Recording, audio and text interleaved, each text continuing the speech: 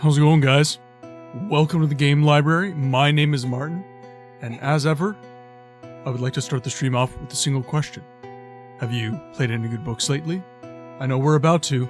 We are continuing to avoid our responsibilities within the world of Morrowind by conquering their underworld. However, the Thieves Guild quest has taken a bit of a turn. We're on a bit of a Robin Hood arc. There's an organization within an organization called the Balmalagmar. Or rather, they're trying to create an organization within an organization.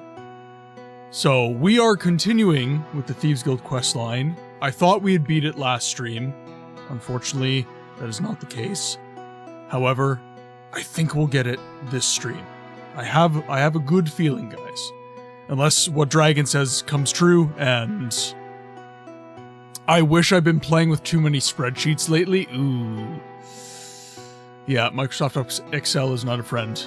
Reforge an ancient organization more like. Exactly. Yes. How's everyone doing today? Other than Tarragon, who's apparently very deep in spreadsheets, which is never a good time. I'm sorry. But how's everyone doing today? Personally, I had a good day. Yeah. But it was one of those good days, like, work was very, very chill today. But it was chill to the point that I was actually, like, getting tired. Like, we'd be waiting for... Basically, we start at 7, but we wait for stores to open so that we can change out their water meters right now. That's the current job site I'm working on. And those stores don't open until 9, so that gives us 2 hours.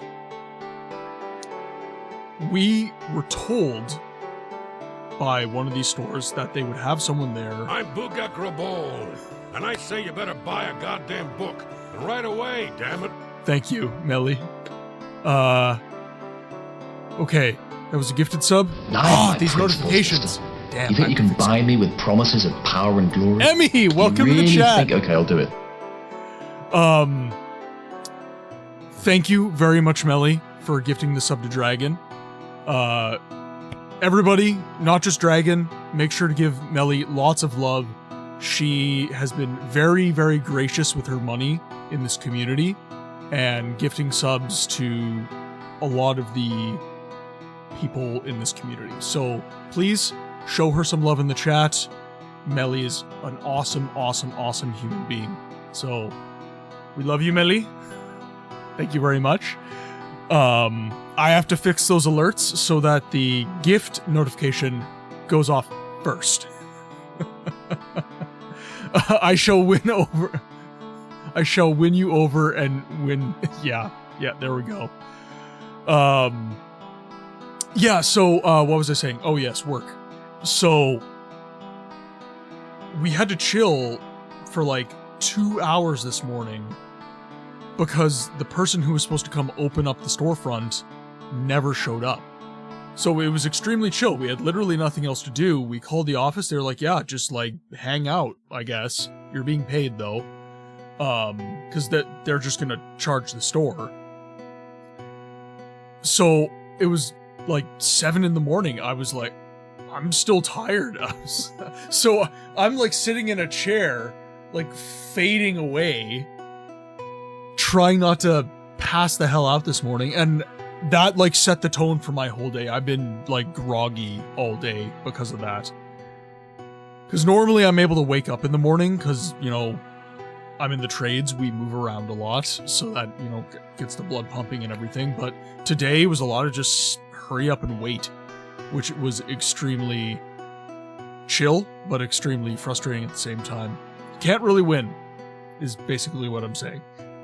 You're either working so hard that you're exhausted, or you are sitting and having your morning coffee, waiting for someone to open up a store so you can do your job, and that also makes you exhausted for some reason. Anyways, it's time to get gaming. All right, Thieves Guild. Okay, let's find out where we were at last. So, Gentleman Jim Stacy asked me to find the Lervu locket in Venom Manor in Aldrun and return it to Brainas Lervu in the name of the Balmalagmar. Gentleman Jim Stacy has asked me to find out what happened to a fellow thief, Nads Tharon, who is going to deliver a key to us. Nads Tharon used to hang out at the Elven Nation's Corner Club. I must find out what happened to him and bring back the key he was supposed to deliver. Sorry, excuse you, all the names, I can't. What, is it all the names here? Do you not like Gentleman Jim Stacy?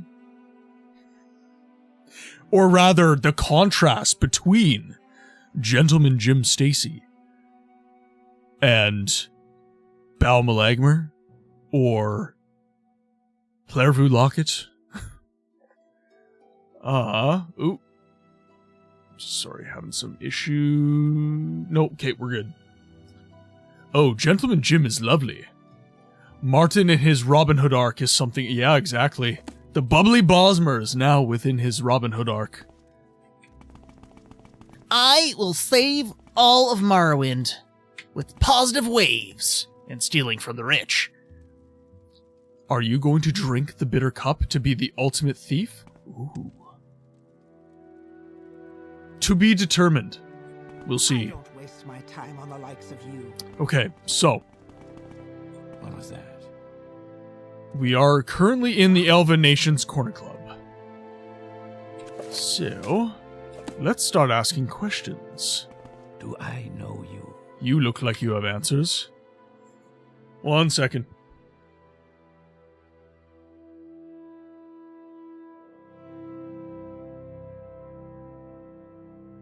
Sorry, I didn't really have a chance to do my vocal warm-ups today, so I need to make sure that I'm actually capable of the Dunmer voice. Alright. Paige, you look like you have something on your mind. Well, first, we are going to persuade you. Once you love us, Nads Theron. I haven't seen him in a few weeks. He used to come here every day. Alright. Do we have any other options? The Bitter Cup is the most interesting of Daedric relics. It lowers your highest attribute by 20, but you gain 20 to your lowest attribute, and your attributes won't go past 100. Sounds like I'm not going to drink from the Bitter Cup. That's what it's sounding like, just from that descriptor. Dragon, can you tell me why he's called Gentleman Jim Stacy when everyone and everything else is called Babadoo? Yes, Dragon, do tell. Get on your soapbox in the Dwemer ruin of Mischlingen, Blingen, Verflingen Schleft. And tell us why. Yes, I'm very good at these enunciations, I swear. I try my hardest.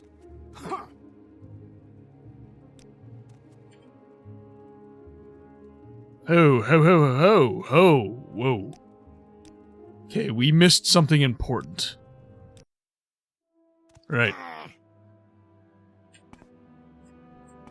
To you too. Get out of here. Interesting. Take my advice, Outlander.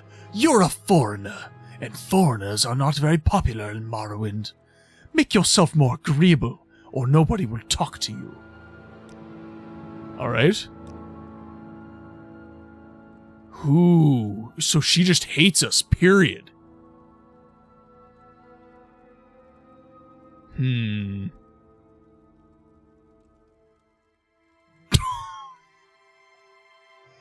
Dragon, behave yourself. You're gonna get the whole stream in trouble. Is he a gentleman of the evening? Oh, very well.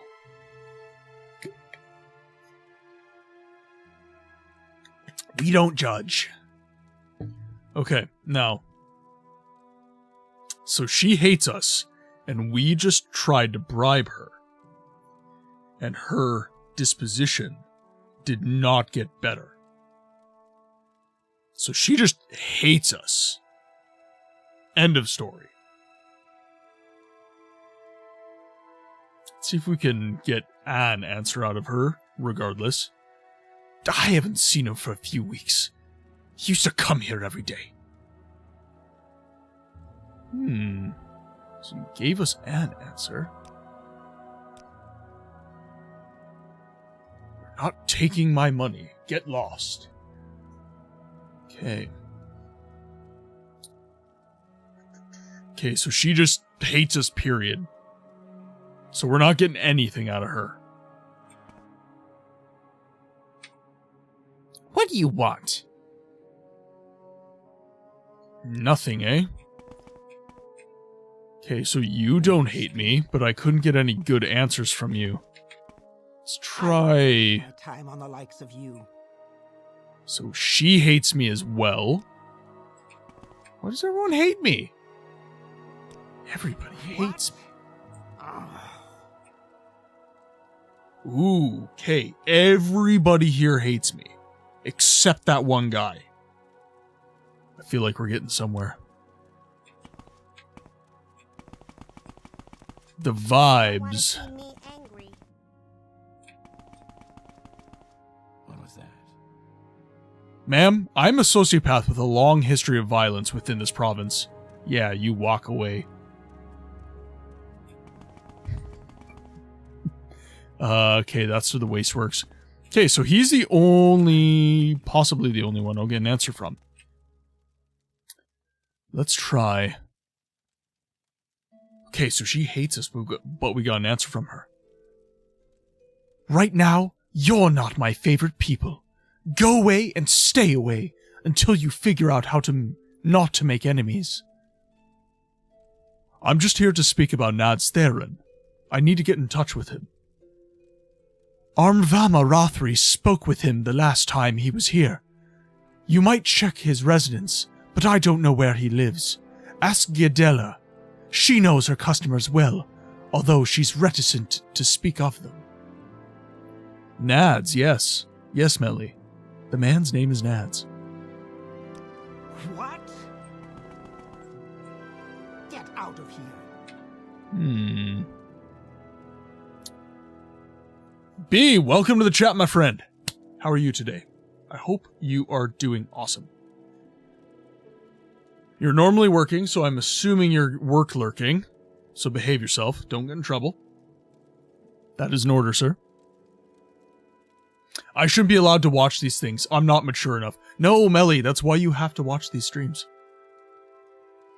That's why you're here. You make the funny things happen. Dragon, that is an extremely personal question. Okay. Arvama Rothri. I don't talk about my customers. Okay, so she won't give us any answer whatsoever. Let's see if we can get... I don't waste my time on the likes of you. Let's see if we can get another answer. It's her. Right. Now, where is... There's Nads. There's my Nads. I saw him from time to time, but I never spoke with him. Interesting. I think you're lying. But we can't prove it yet.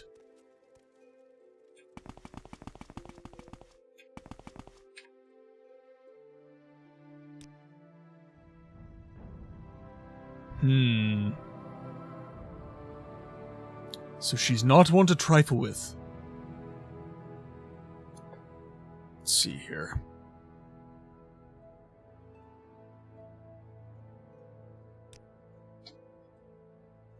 I'd stay away from her, Outlander.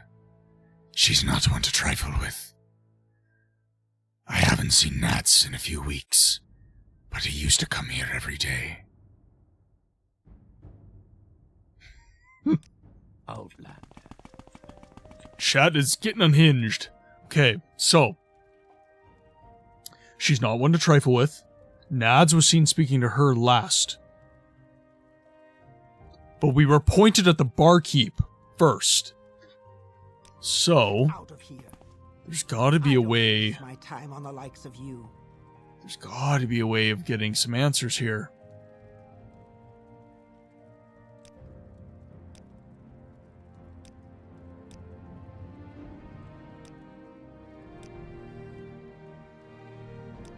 Oh! So she was like negative a billion. There we go. Alright. Now perhaps we'll get some answers from her.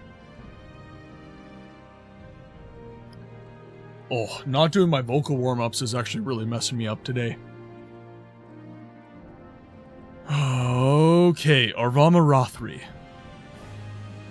I don't talk about my customers, but for you I'll make an exception. Don't get involved with her. Don't even talk to her. Just leave. Don't look back. What about Nads Theron? Oh, alright. I'll tell you just one thing. I saw Nads Theron talking to Arvama Rothri the last day he was here. Haven't seen him in a while, though. Check over in St. Elaine Canton. South side of the canal works. That's where he lives. We'll come back to you later. St. Delaine's Canton.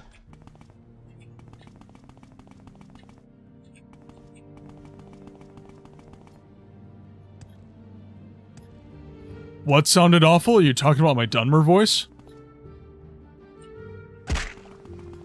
My Dunmer voice sounded awful? Well, I don't want it to. I really do need to be better about doing my vocal warm-ups. Okay, so there's St. Delaine's Canton.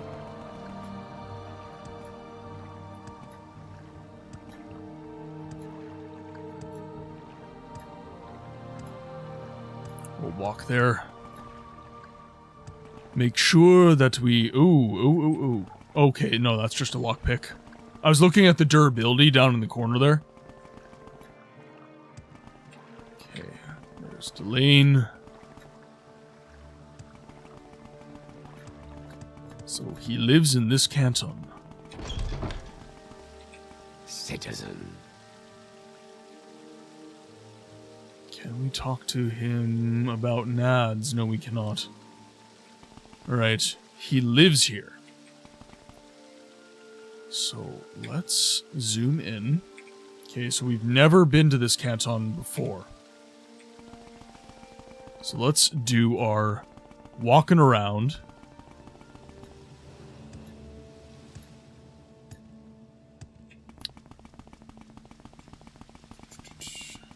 Move along. I'm moving. What Okay, so words we have do someone you to talk to. I don't think there are many people you can talk to about Nads. No. Tell me about your Nads. Oh, no, not like that. The guy Nads. The guy Nads. Actually, it's Morrowind, so it's actually pronounced Nats.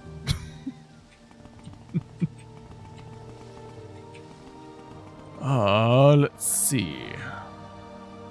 Okay, you're a sleeper. I'm not interested in you, because you're a buffoon. Canal works.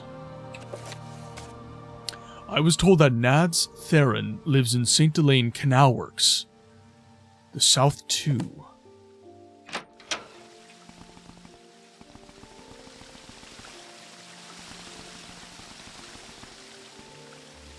So he lives in the south too.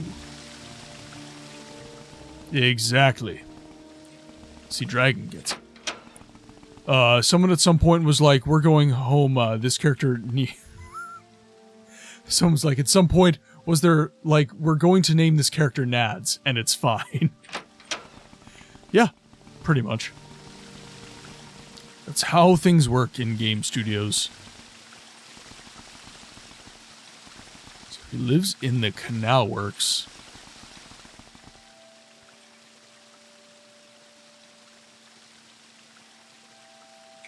It must be this side then.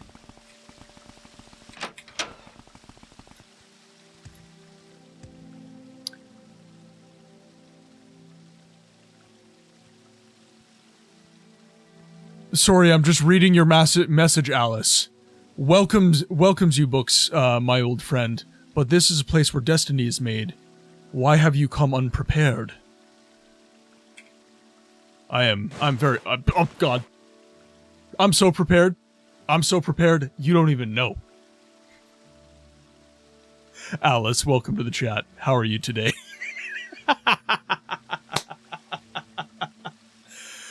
My glass pants of power, yes. Also, I guess my leopard print undie.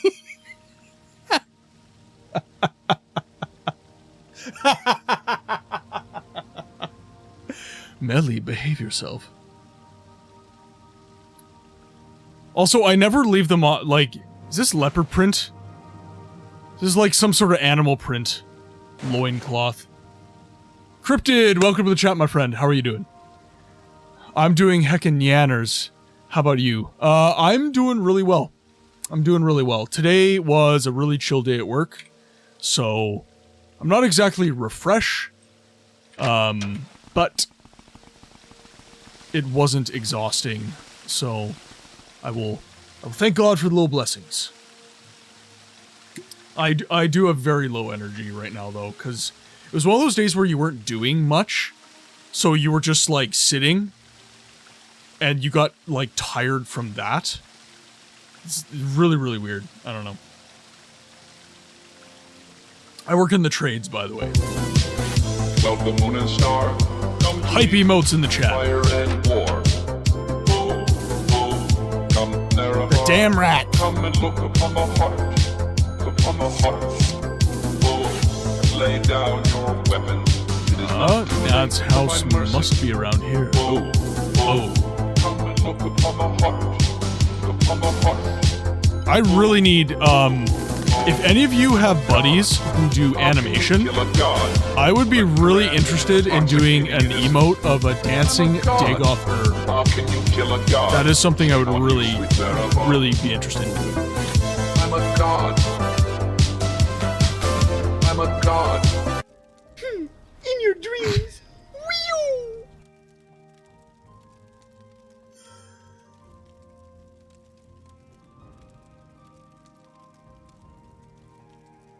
I'm not laughing.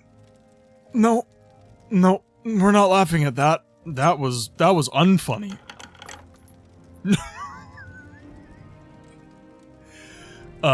You should get 7 TV. What's 7 TV? I am ignorant of the ways of the interwebs at times. So a little context would be good. Had to throw it in like a sneak attack. I mean, I added the reward, so it's really my own fault. It's an extension to Twitch, enhances chat. Okay. Okay, so this is the storage room. He's apparently lives in the canal works, though.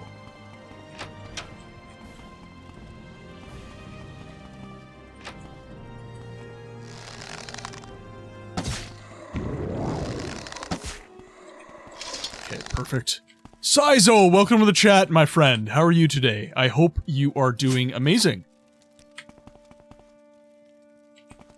We are currently playing some Morrowind, and chat is trying to make me die of laughter because I am tired today, and they don't want me to be.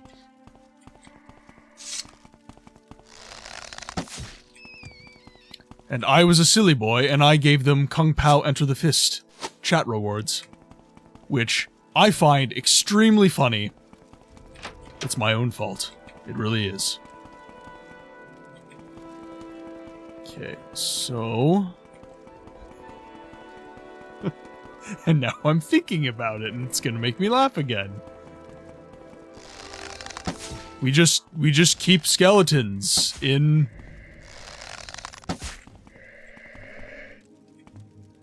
who's not tired? Everybody is. That is also Beware his song about big butts. He beats you up while he plays it.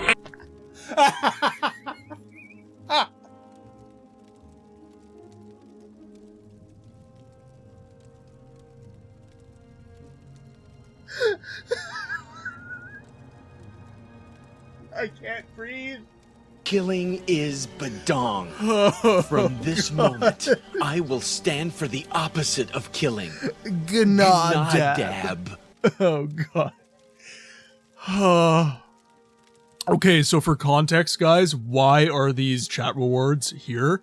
Dragon and Bear in the chat essentially just riffed off of each other for an entire stream of just non-stop Kung Pao, scary movie, and like various other funny quotes from a bunch of movies. And, God, I was just freaking dying the entire stream, so I added, can I link an emote? Okay, so Alice, I don't know if you are in the Discord.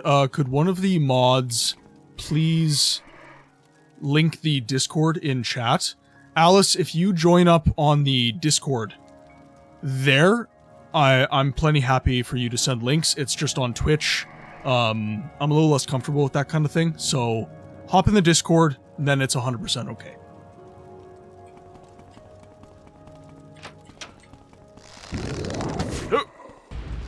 Squishy! Oh my god. Oh god! You've come at an opportune time. Oh god. Happy Thursday. How are you today? I'm trying not to die. Mickey, welcome to the chat. It is awesome to have you guys here. How was Thursday? How are you guys doing? Oh, because that's just so inviting. The work week has been the worst, but it's almost over. Yeah, I was actually mentioning, Squish, that earlier today was really chill at work, but it was the kind of chill that makes you, like tired in a, like, the boredom sense. You know, normally in the trades, you're working your ass off, and you're getting exhausted from that. Today, it was a whole day of hurry up and wait. So I was essentially just sitting around and doing nothing, and the boredom was making me tired. I can't freaking win. Alright, let's do this.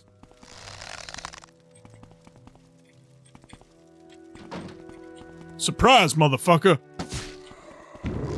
Oh god. Okay. It's not throwing anything. Been busy, pulled a 12 out Mickey. 12 hours? Work needs to not do that to you. I do not like that. Oh god, hi.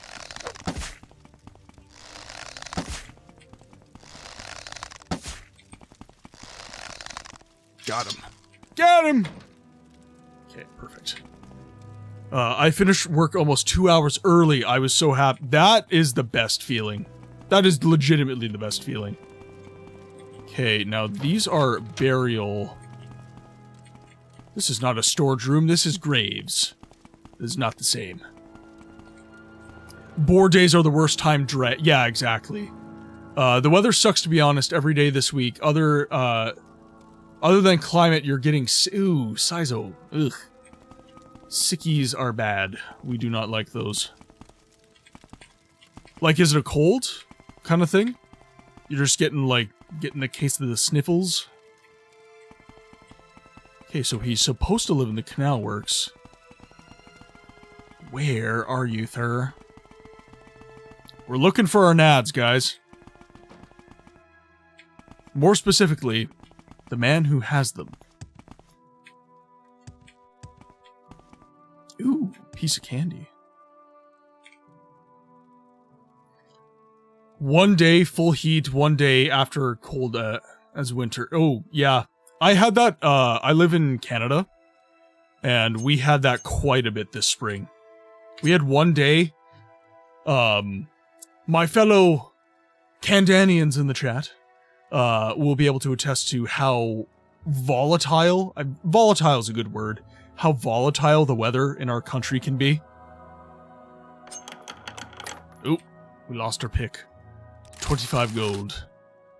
And this spring we went up to, I think it was nearly like 40 degrees, and then we like had snow. It was absolutely ridiculous. I was livid. Like, Mother Nature was drunk on the lawn, and nobody could do anything about it. It was terrible. I want my money back. Okay, so he's not here.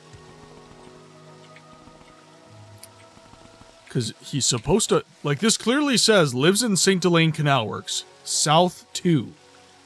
South 2. Not sure what exactly that means, though. Yes, Outlander? So, let's go back up. Yeah, true, our weather has met up. Yeah. That's another good way to put it. I like the drunk on the lawn analogy. That just describes how I imagine Mother Nature in Canada. I feel the same. Oh, geez, Germany. It is, my friends, it is quite late for you, hey? I put it in the streaming support channel. Seemed most appropriate. Thank you very much, Alice. I very much appreciate that. And for any of you who would like to chat with us when the stream is not online, join the Discord. We have a lot of fun in there. Lots of content surrounding all the games we play, be it lore, funny memes, all this different stuff. Saying his house is in the southern quadrant of the canal works in St. Elaine. So let's go outside.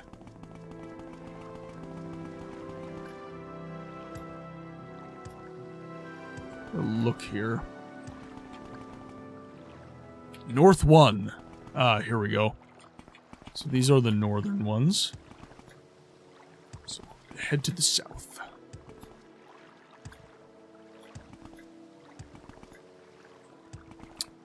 South 3, which means... Wait, what?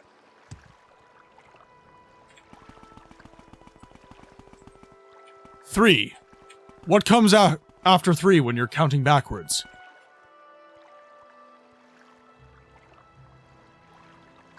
Okay.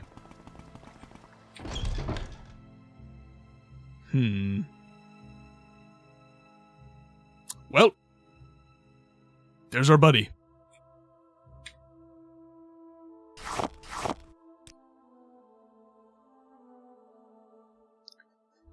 I killed him! No, I did nothing. I did nothing. I found him. I did a good thing. Wasn't Arx Fatalis before Elder Scrolls came out? I don't actually know.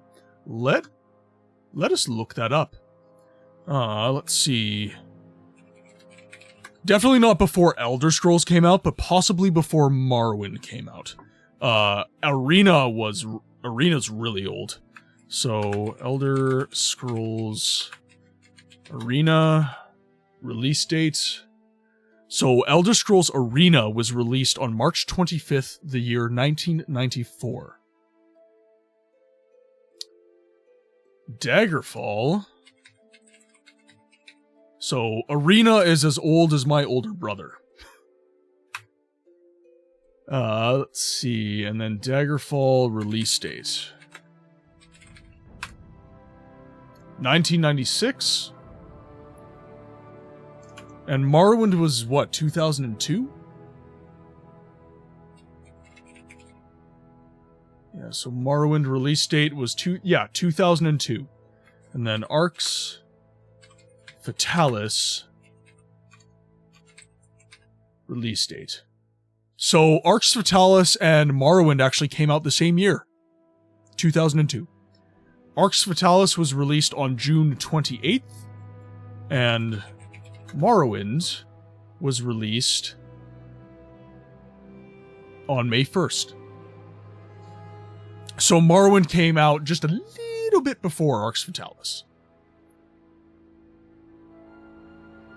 See, there's still hope for ES6. Melly, let's not start this conversation again. You know how we feel about Elder Scrolls 6. We love it. We're looking so forward to it. We really hope. We have all the hope in the world for it. We have no negative things in the chamber for that particular title. They both look pretty yes, they do. I will say, I think Morrowind plays a little bit smoother. However, I am playing it in OpenMW, but from what I remember on the Xbox, Morrowind still plays a little bit smoother than Arx Fatalis. The controls on Arx Fatalis are a little bit... I don't know. Elder Scrolls 6. Go fuck yourselves. Uh-oh, Todd Howard said a swear word. Alright. So... he was a thief. He would want it this way. Yeah, Ariel yeah, exactly. Elder Scrolls 6, here!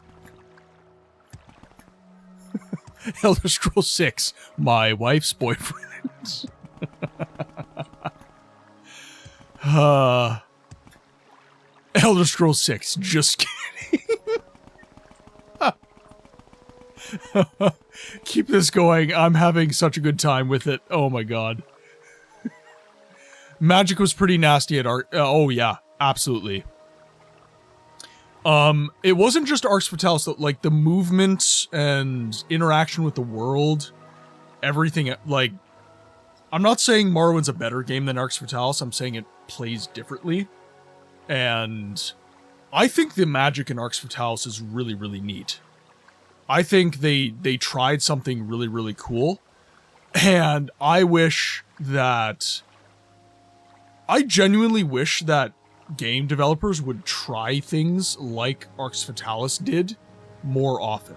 Like new mechanics like that. I think it's really, really cool when devs do stuff like that.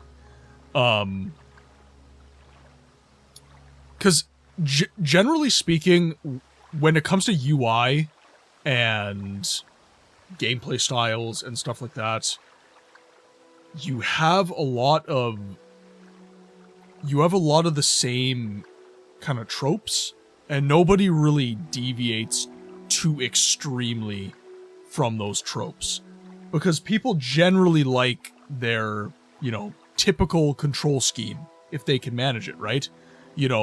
Why, if I'm playing with a controller and I'm gonna dodge, right? If I'm playing on this and I'm gonna dodge, what button am I wanting to press?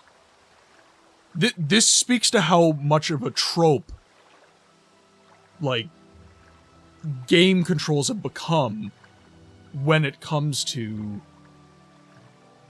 everything. When you've got old games like Arx Fatalis and Daggerfall and stuff, they would take swings, right? They would try to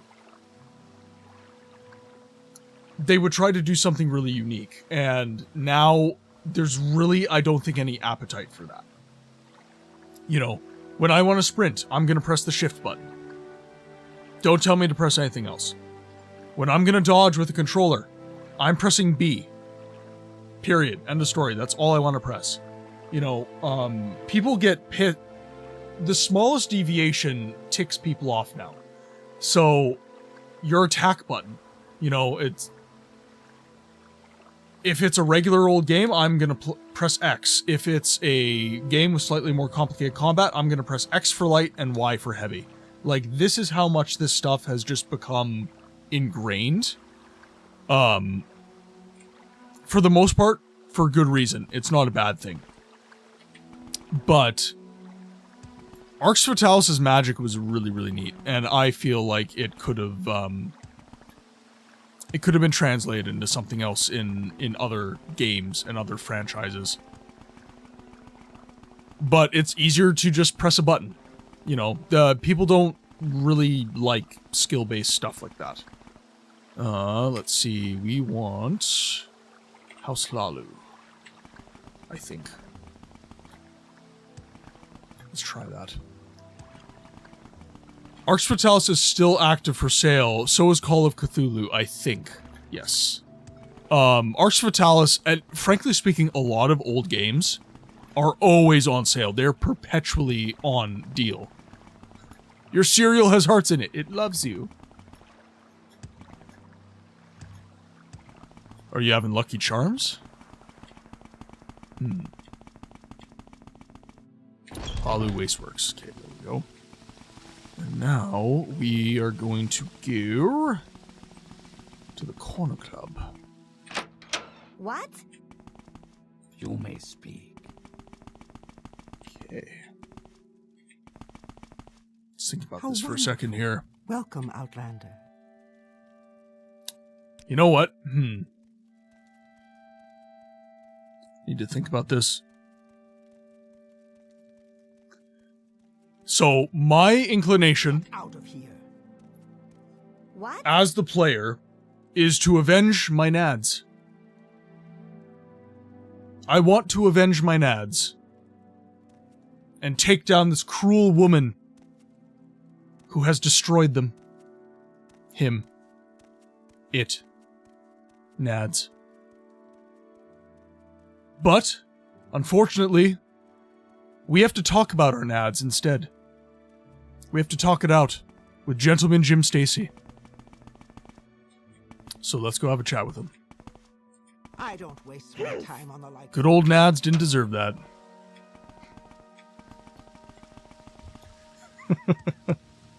Alright, I'll stop with the innuendo.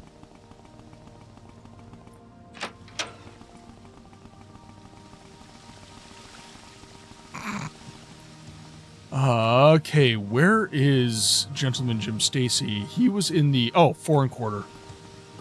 He is in the Foreign Quarter. Off we go.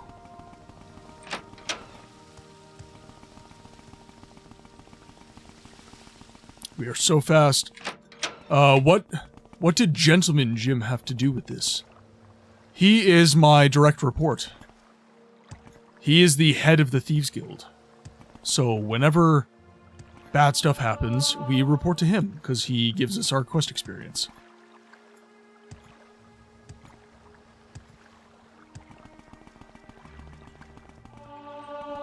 Yep. Whoops. My athletics has increased to 58. Excellent. Must get your mind off nads and focus on... Oh, no. Well... There he goes. Tarragon has been turned into a newt. We must hope he gets better. Okay, so... There's a bookstore in the Canal Works. Just need to remember which side. Because there are two sides. There we go. Stay as long as you like. It would be a privilege to talk with you. Were you able to locate Nads Theron and his key? Nads Theron. Here's the key. Yes, this is the right key. This buys us some time in our war with the Kamana Tong. Keep an eye on our Vama Rathri. I believe she may be working for the Kanama Tong herself. And there's a little something for you. 500 gold. Do you have another job for me? The Fighters Guild is betraying the Empire for the Kamanatong gold. Perseus Mercius, the old guildmaster in Aldrun, might be willing to help us fight. Help us fight? Perseus Mercius, the steward of the Fighters Guild in Aldrun. He used to be the master of the Fighters Guild before the Kamanatong got involved. I believe he will help us fight the Kamanatong. Go speak with him, and listen to what he has to say. Report back to me with any information. I think nowadays people don't have much time to play the game. I think nowadays people don't have much time to play, or the games are taking too much time, and that's why people play more multiplayer than story-based games, unfortunately. How do I articulate my opinions on that? I believe you're correct. We live in a time of extreme convenience. And I'm not necessarily going to say that it's the time investment that is making people shy away from story-based games, RPGs, that sort of thing. What do you want? What I think it is, especially with these older games, is the convenience factor. Morrowind is inconvenient. Siege of Avalon is inconvenient. Arcanum is inconvenient. Arx Fatalis is inconvenient.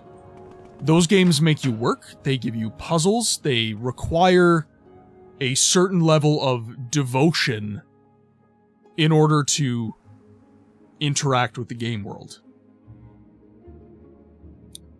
Which a lot of people are willing to do, by the way.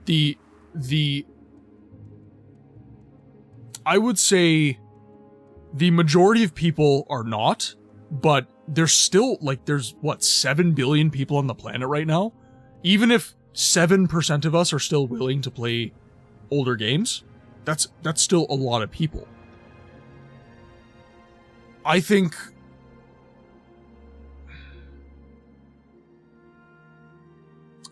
that these newer games that you're talking about, these multiplayer games and stuff like that, they don't necessarily give an edge.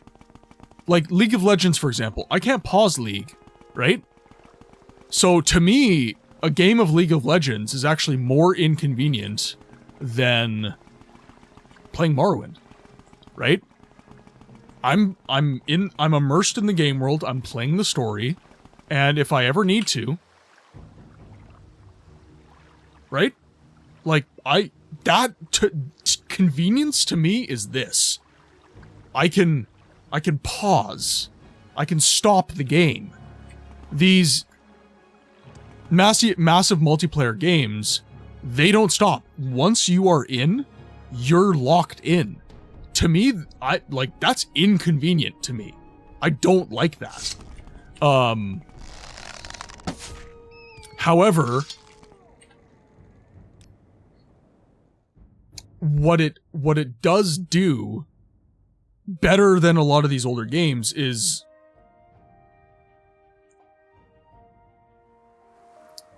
this is going to sound really strange, but it gamifies the game better, right? Like the monetization structures and the apparatus that surrounds massive multiplayer games is very much I'm not the correct words are on the tip of my tongue and I can't quite get to them. Essentially, okay, if I had to sum up,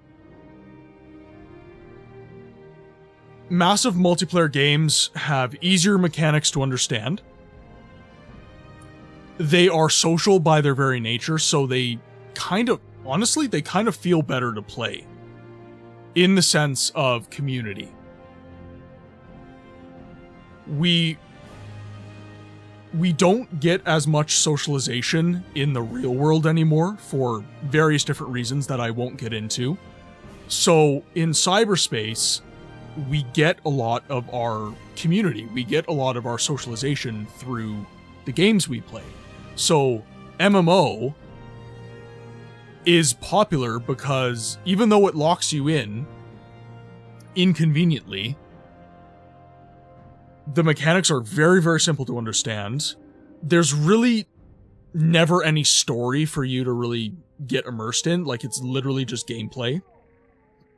And you get to hang out with your friends. Or you get to make friends, which, you know, potato, potato. With these single-player games, it's a far more immersive experience. And it is an experience that requires a certain degree of commitment and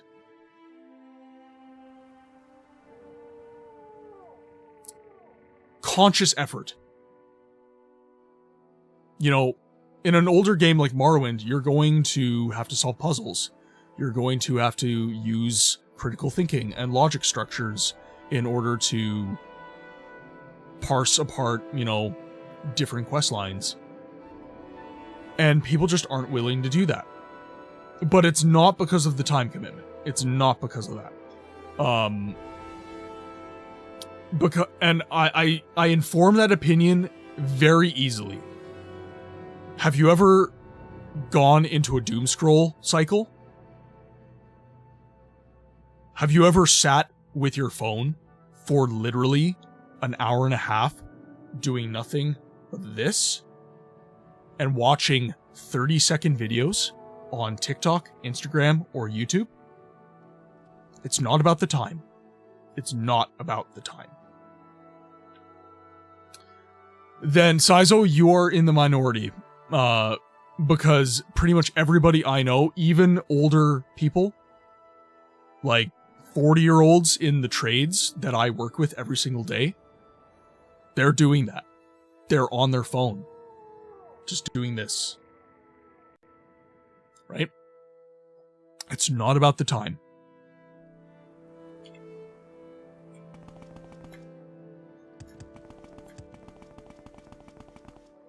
Why walk? Okay, so... where do we want to go? So we got another quest from him. Aldrun, that's where we need to go.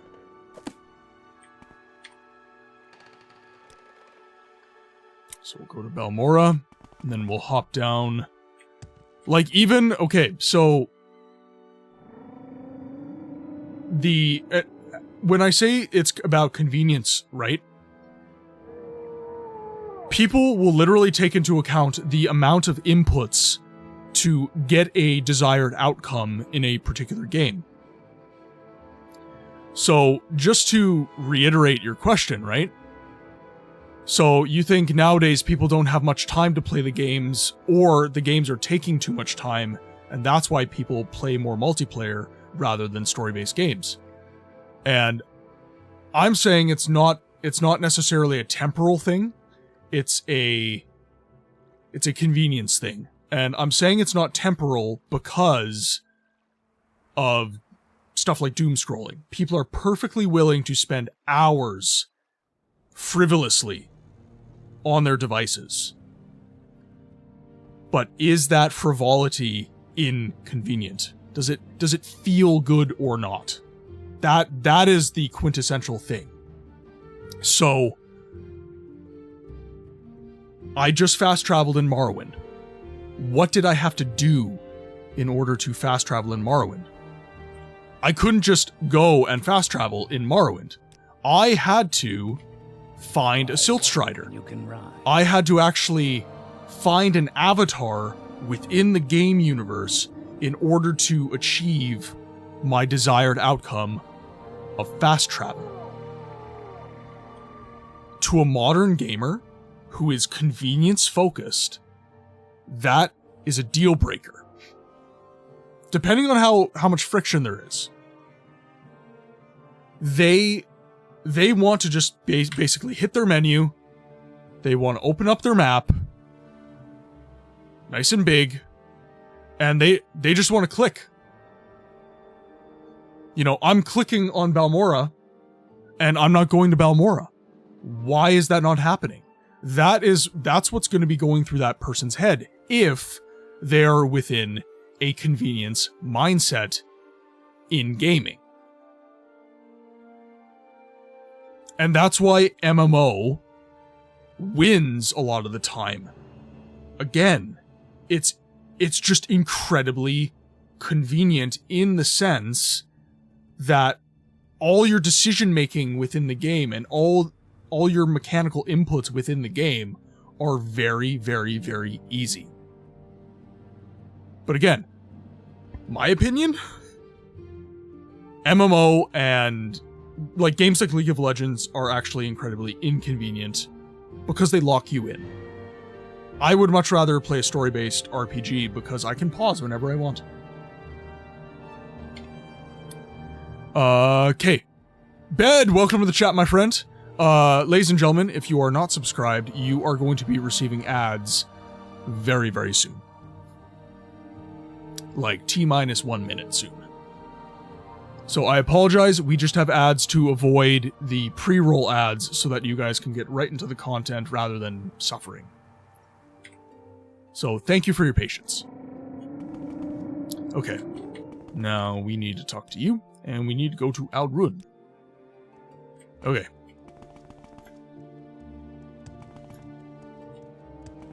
Now, because we have ads, ladies and gentlemen, I am just going to take...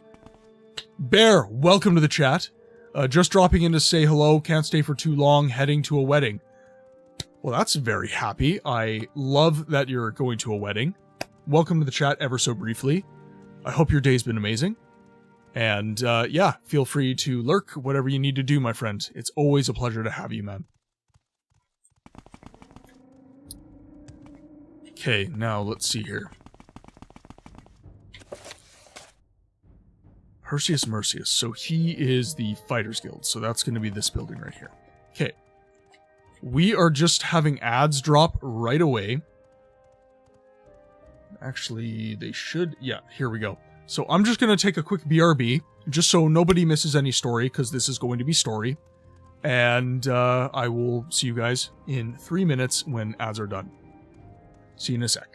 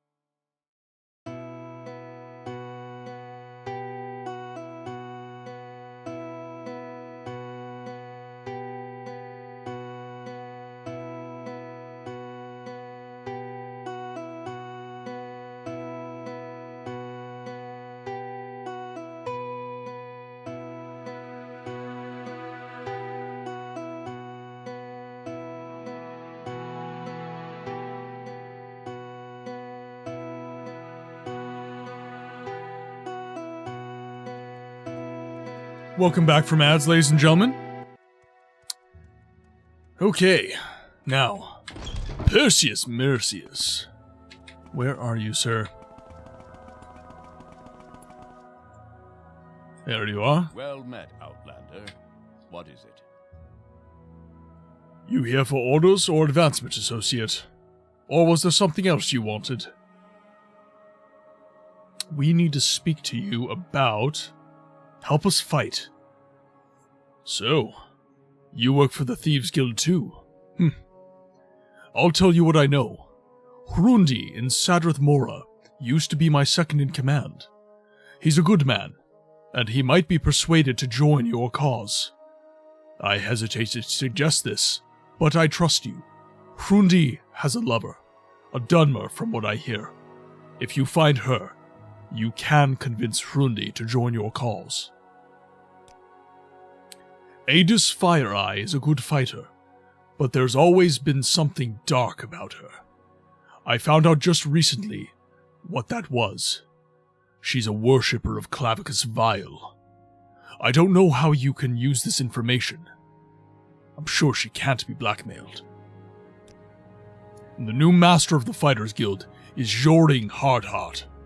He owes too much to Commander Tong gold to back out now. There's no way you can convince him. You will have to kill him. Alright. Do you have anything else? No? Okay. So the Fighters Guild and the Thieves Guild questline seems quite intertwined. Perseus Mercius told me that the master of the Fighters Guild, Joring Hardheart, cannot be bribed or threatened into supporting the Thieves Guild. This feels like we need to talk to Gentleman Jim. So let's go back to Vivek. Because I need orders. I'm not just going to go around killing people, because the Thieves Guild has a no-kill policy. Vivek, please. Thank you. Your quest line seems to be working so far. This was the quest where Jet got hung up on. Okay, perfect. Excellent, Smithers. And on that note, let's save our game. Don't want to be losing our progress. Okay, so let's go down. Leave over here. Go on about your business.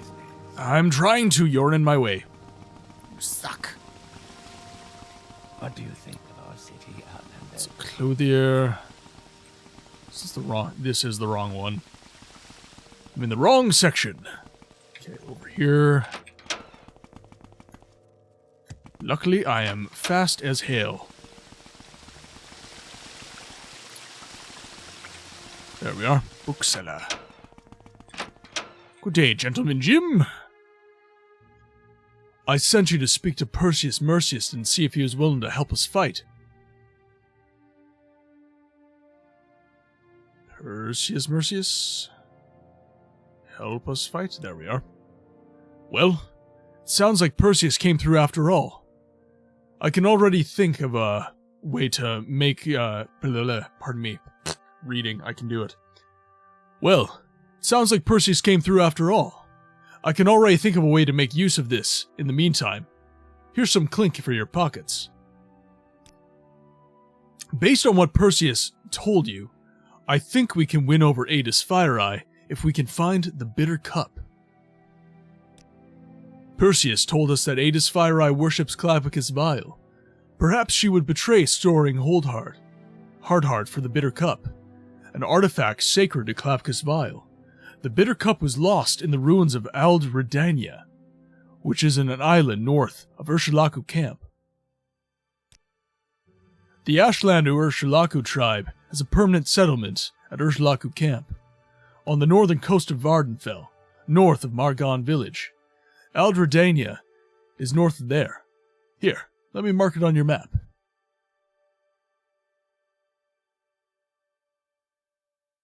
Storing Hardheart.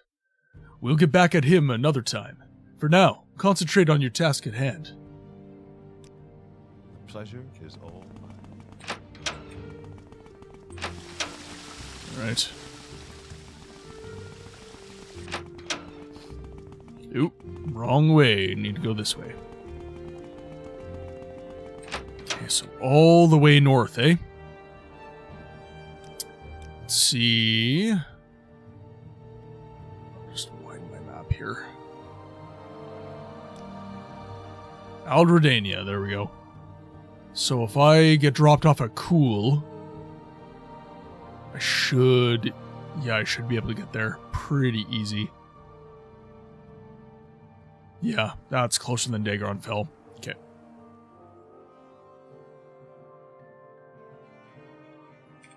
Okay, perfect.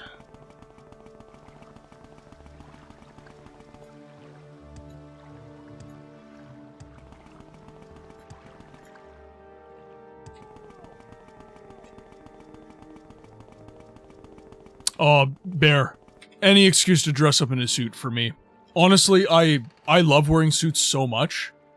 I would honestly wear them every day if the occasion allowed. Unfortunately, I get looked at weird when I do stuff like that, so I don't.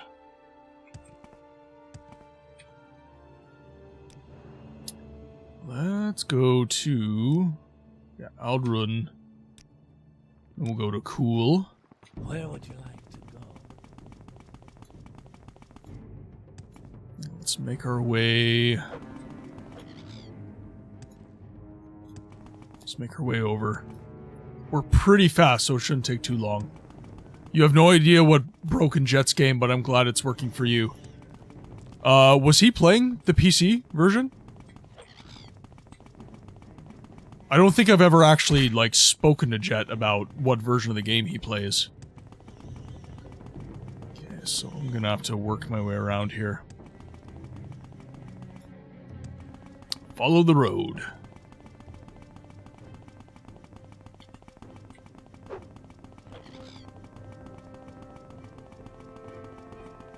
Now, can we... No, I don't think we can. It's too mountainous.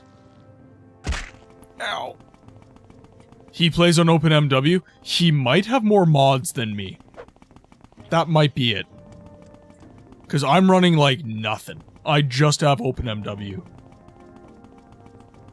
And as lovely as mods are, sometimes they add some complexity to the game and they cause issues. Which is one of the reasons I, generally speaking, prefer to play games in vanilla. Oh god. There's a Kagudi coming from my booty. What are we talking about? So, Jet Black Sheep, who is a viewer of the channel as well as a streamer, he plays some Morrowind every now and again.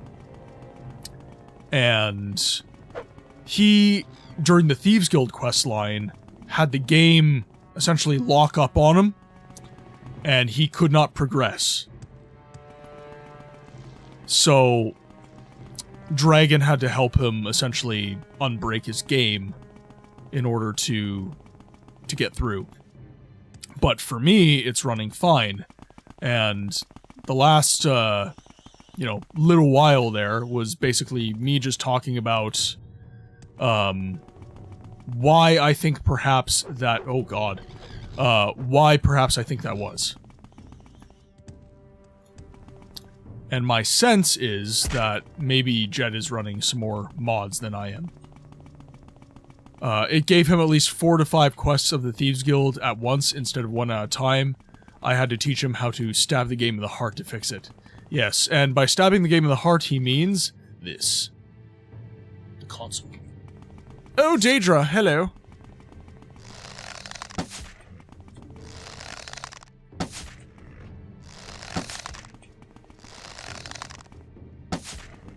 Oh, I love these guaranteed hits. I say as I miss twice, question mark?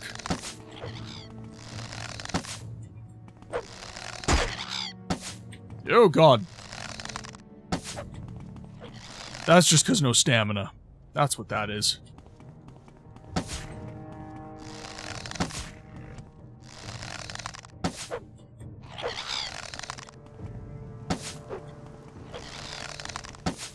I need to be... I finally had it explained in a way that truly did click with me about the dice roll mechanic.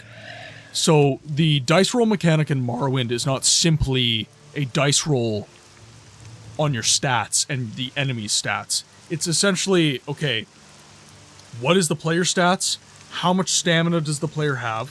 So, stats, check on stamina, and then it checks the enemy stats, and that gives you your combat result.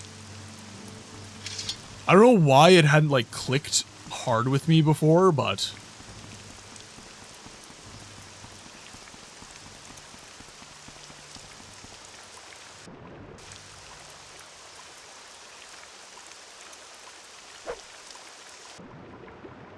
Okay, so we are actually, like, swimming now. Nothing can catch me. Damn dro.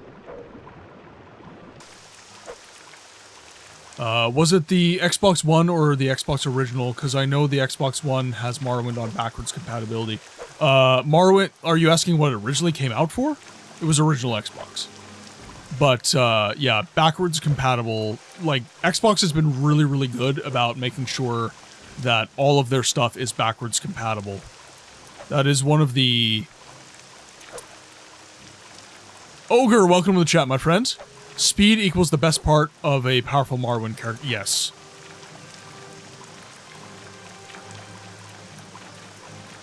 Oh god. Hello. Hello. Oh god. There we go.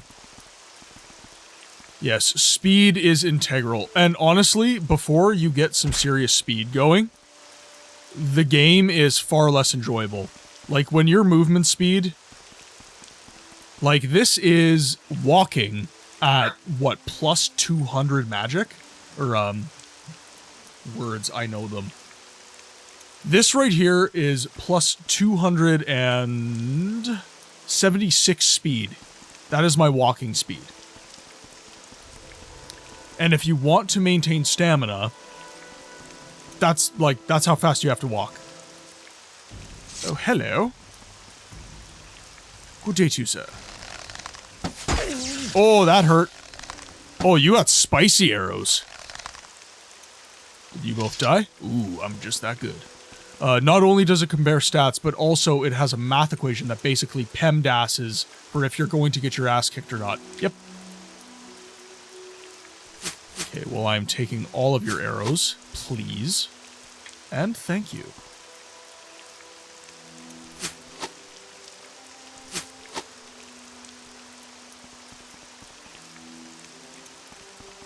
Alderdania Tower.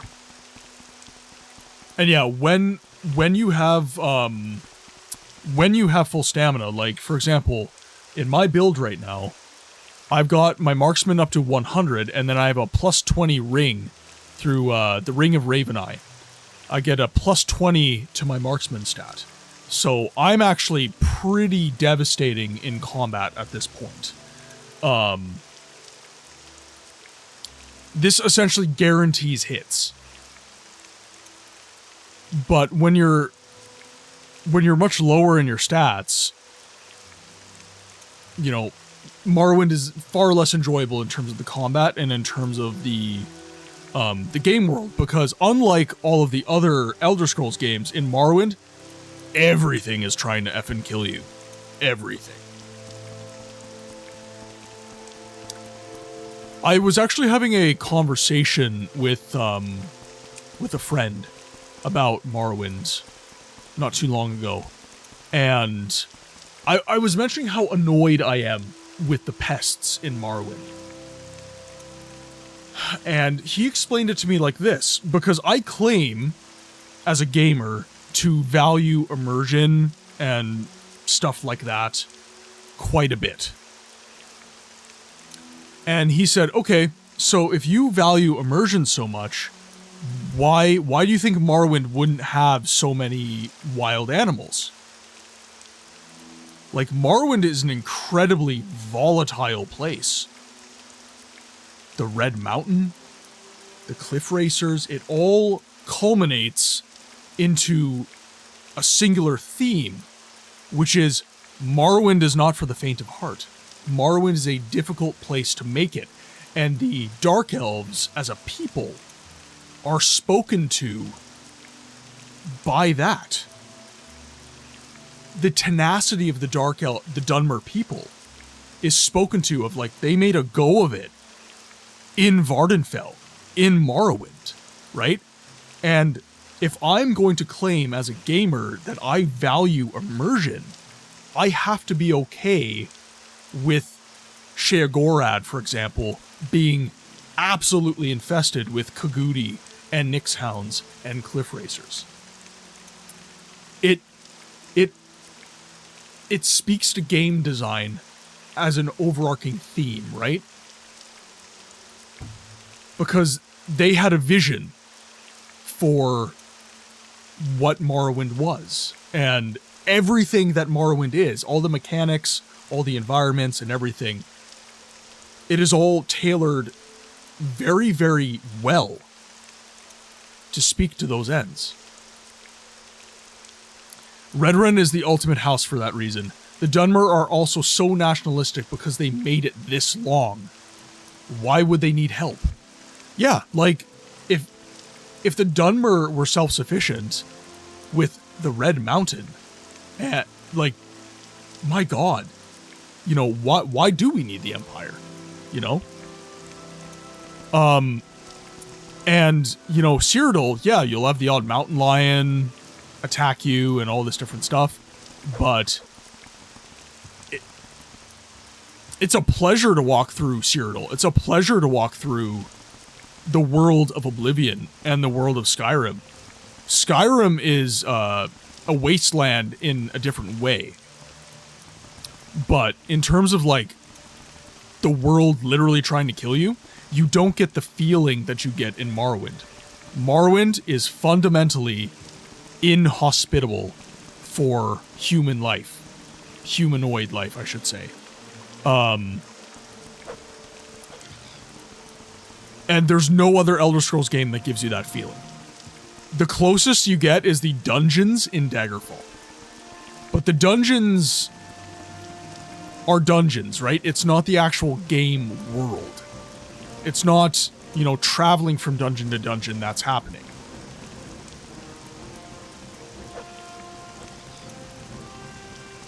Okay, so... Oh, hello. Oh, no. Oh, no. Not the sucky sucky. Get away from me. Oh, God. Hello.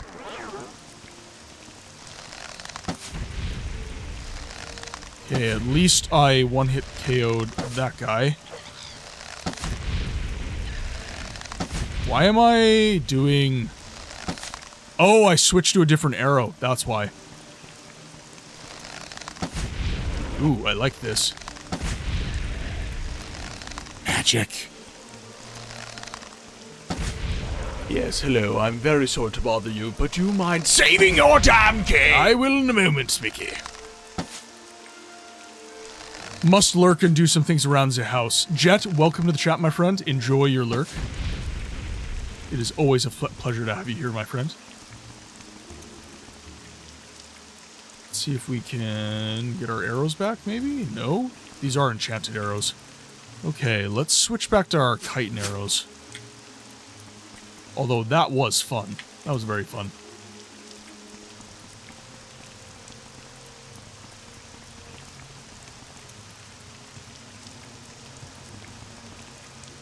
If you do have a minute, Jet, we would like to know how you are, though. Hope you're doing well, my friend.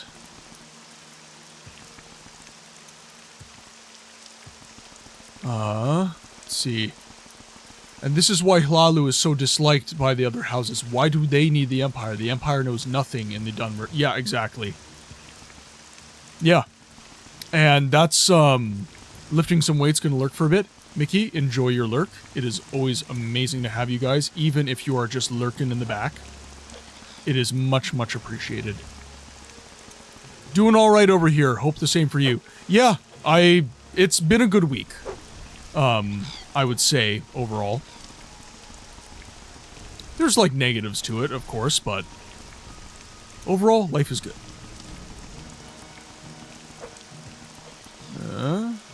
over here.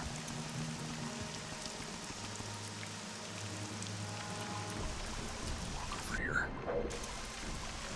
Oh no. Let me up. There we go.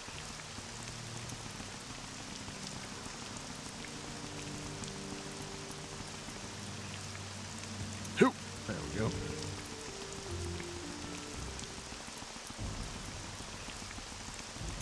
Now, where is the dungeon again? Oh, hello, sirs.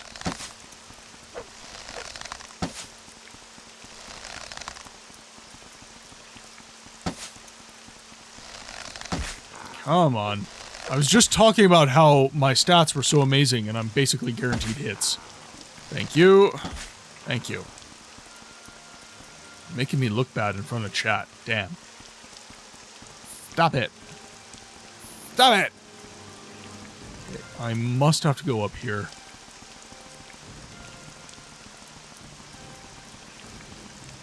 Yeah, that is surely the spot. Okay, so this is the bitter cup. Lots of trapdoors. Okay. Now, throwing our journeyman's probe here.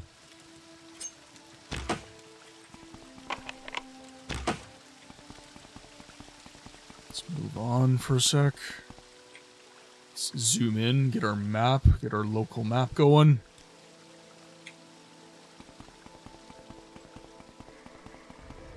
Okay, so just those 2 rooms. Now, we have to ask ourselves a question now. Do we actually wish to drink the bitter cup? Dead body.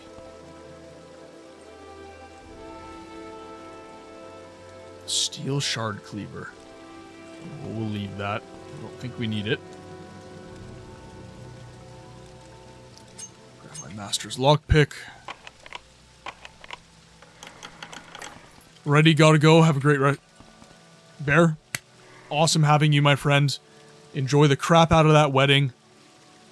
Don't do anything I wouldn't do.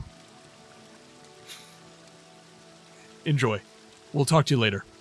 At the end of the Thieves Guild, it gives you access to perhaps one of the strangest timed relics in this game, the skeleton key. You can open any lock that doesn't require a key 50 times before it breaks. I say this because, well, you kind of need security to be high ranking in the Thieves Guild, at which point you'll already have expert, if not expert, lockpicks. Yep.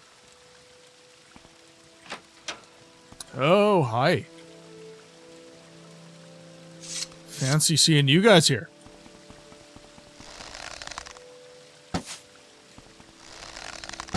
Okay, that is just genuinely because I suck. Alright.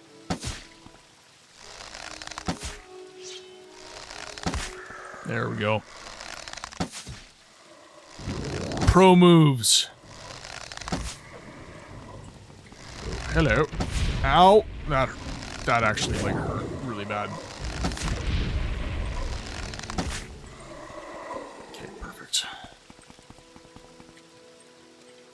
I also find when I play RPGs, that happens to me a lot.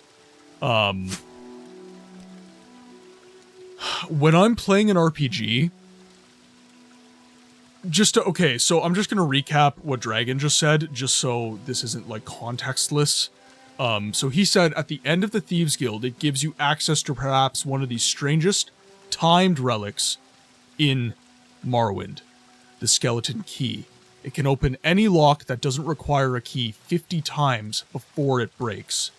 I say this because, well, you kind of need security to be high ranking in the Thieves Guild, at which point you'll already have expert, if not expert, lockpicks. And this is something that a lot of games do. The Thieves Guild is, by design, a way in which the game introduces you to stealth mechanics within the game. It does this in Morrowind, it does this in Oblivion, and I have a skeleton charging at me. Point is, all the Elder Scrolls games kind of use these quest lines in order to introduce you to certain mechanics. However, you're playing an open open world game, and you have a lot of agency and a lot of freedom. And chances are that prior to even completing said quest line, you're going to be, you know, you'll introduce yourself to the quest line, and you probably won't finish it right away. You'll probably be like, okay, I've had fun with pickpocketing and stealth and lockpicking and all that stuff. So then you level those skills, and then you come back to the quest line as a stronger individual within the game, and then you're in a situation where that payoff at the end of the quest line isn't really worth too much, and it kind of sucks. And I'm totally guilty of this when I play RPGs. I jump the gun so much. I'm an exploration junkie. I will just go into whatever random cave, and that cave will more than likely be quest related at some point within the game. And I'll essentially get stuck in these situations where it's like, you know, this was supposed to be an awesome quest in a really hard dungeon, and I just totally jumped the gun and ruined it for myself.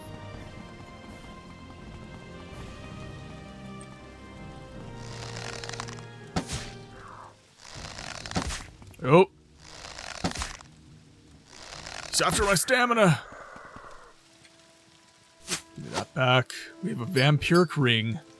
And a silver staff of war. Okay. Now. There's the bitter cup.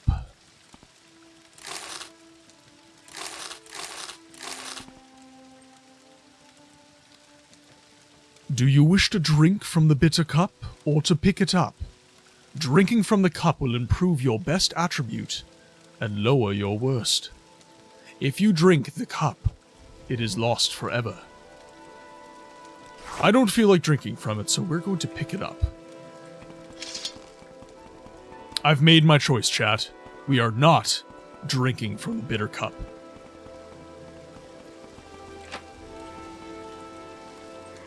So there's our dead body there. The bitter cup didn't give me any bonuses on my save. All it did was lower my stat. Oh god. Well, that's no fun. Okay, let's see here. Ow. Let's zoom out here. Okay, gotta swim across the channel again. We have quite a bit of stamina, so I'm not too worried about it. Let's see if we can outrun these slaughterfish here. It's really good for min-maxing your build early. So, do you always drink from the bitter cup, dragon? Yes, I did. The vampiric ring? Yeah, I've got it right here. Absorb fatigue, 20 to 30 points for 10 seconds on touch. And absorb health, 20 to 30 points for 10 seconds on touch. The problem is that I am a ranged combatant, and I'm not going to be touching anyone for the most part. So, I don't think that ring will benefit me much. I did try to switch the Ring of Raveneye out for Den Stagmer's ring, and I ended up not liking it because my hits with the bow, even though my marksman was 100, was no longer guaranteed. I like having those guaranteed hits, man.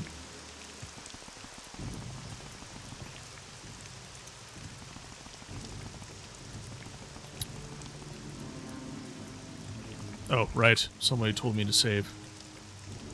Saving game.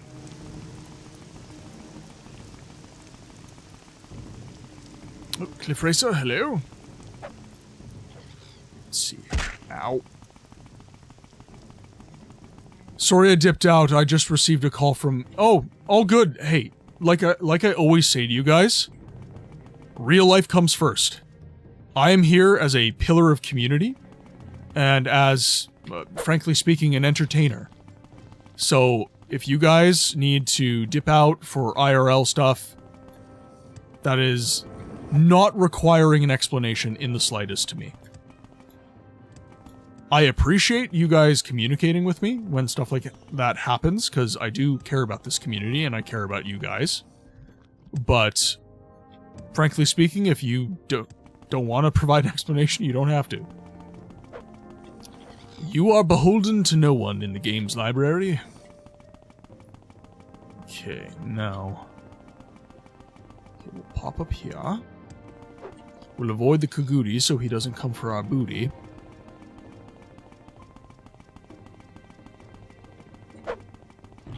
Try and fill this map in, because I'm OCD here. Boom. There we go. OCD has been satisfied.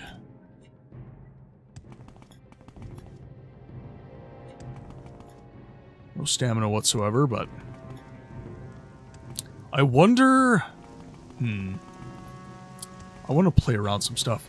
But on that note, I cannot be available for today's stream. Much love to each and everyone. Yeah, all good be. Hope all is well, and if not, my thoughts and prayers are with you, my friend, always.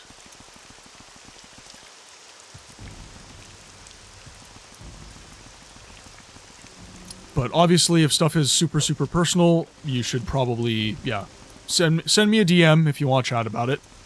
But, maybe don't put that in the chat if it's super duper personal. We're all buddies here, but at the same time, sometimes there's, you know, strangers who have just walked in and they don't know what our community's about. So sometimes it's best to ease them into such things.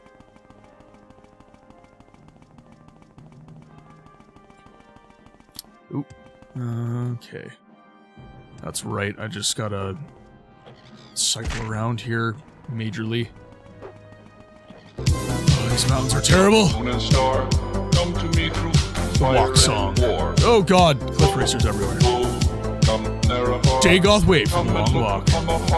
You know what, I'm just gonna walk all the way, screw it.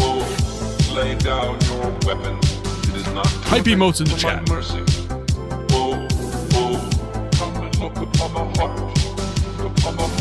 Mickey, I saw what you just did. I see you there. How can you kill a god? What a grand and intoxicating innocence. I'm a god. How can you kill a god? Shame on you, sweet NEREVAR. I'm a god. I'm a god. The audacity of this bitch.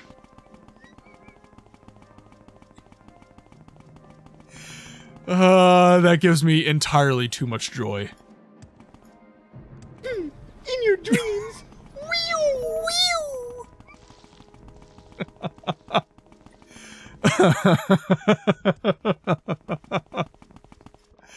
I did it to myself. I love it. But I 100% did it to myself.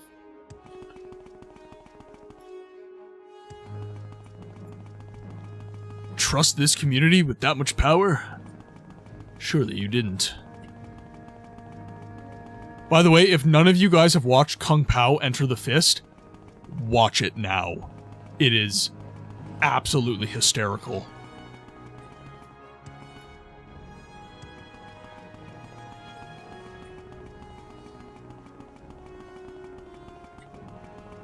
I looked for it. I looked for, okay, so Dragon, what I need is an MP3 file. And I couldn't find it. I could not find an MP3 file. Your story makes my heart heavy and my prostate weak. My bladder is full to bursting. I feel for you and your grave loss. However, it will be impossible for us to help you. Gods? Thank you. I've never seen Redrun guards fight. Let's watch them.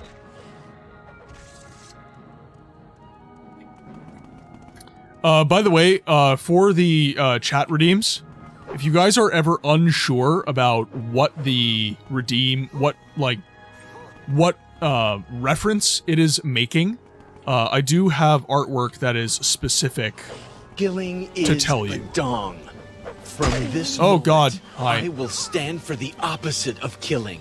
Gnadab. Kill the Kaguri. I'll hold him here. Don't worry. Oh God! Beware his song about big butts. He beats you up while he plays it.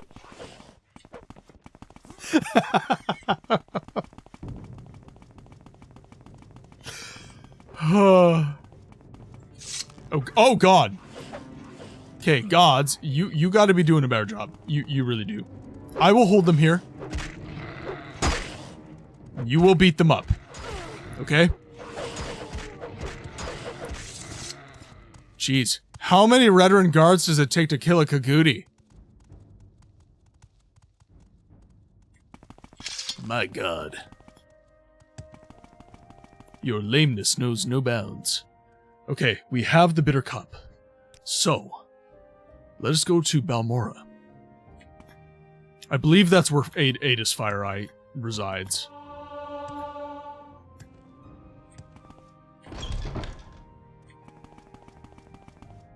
Now here's one who can hold their own. How are you? The bitter cup. So, you think you can bribe me to betray Soaring Hardheart? Well, you might be right. If you give me the bitter cup, I'll pledge my support to the Thieves Guild. Very well, I'll give you the cup. So be it. I'll take this bitter cup and pledge support to you against Soaring Hardheart. I never liked the way the Kimono Tong was using the Imperial Guild to destroy another Imperial Guild. Tell the Master Thief to contact me when he's ready. Excellent. Okay, the next guy is in Sadrith Mora. And his lover needs saving, I believe. So let's go to...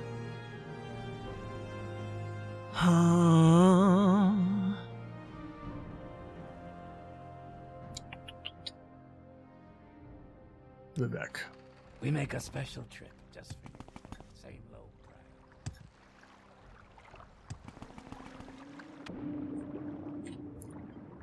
price. By the way, I forgot to mention this at the start of the stream. I don't know why it just popped into my head.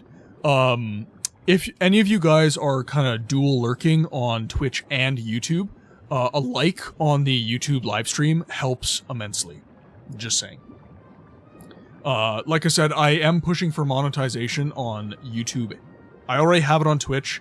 I'm pushing for it on YouTube so I can get a little bit more to invest into the stream space and gear and stuff like that. So anything you guys can do to help is much, much, much appreciated. Okay, so we need to go to Tel Bernora. Something I can do for you? And then we need to travel to Sadrith Mora. And then we need to find the Fighters Guild within. I believe it'll just be in Wolverine Hall. Down in the south here. Sammy! How's it going, man? Stream's going well. We are finishing up the... Well, I believe getting close to finishing up the Thieves Guild quest line. We are, we're channeling our avoidance of the main quest. Even though the main quest is very good, I don't want the game to end. I'm enjoying the game too damn much. So, we are currently enjoying the Thieves Guild questline, which so far has actually been my favorite side quest. I've really enjoyed this one. Yeah, I do it in every RPG. It's not just Morrowind, but especially when I enjoy the RPG, I'll just avoid the crap out of the main quest as much as I can, just to experience the game world as much as I can. Get a little hydration there. Okay, so Fighters Guild. So we need to speak to. What can I do for you? Okay, so we had Joring Hardheart. We spoke to Perseus Mercius. Okay, so he asked me to get the bitter cup. Ah, okay. So I need to talk to Gentleman Jim again. But, Sammy, how are things going for you? I assume that you're You're getting geared up for some more Madar. Speak freely, friend. You guys have been going freaking ham on that. I've been watching Ben's stream as well. And yeah, like you guys are even though you guys are currently saying F full send, you're going full send.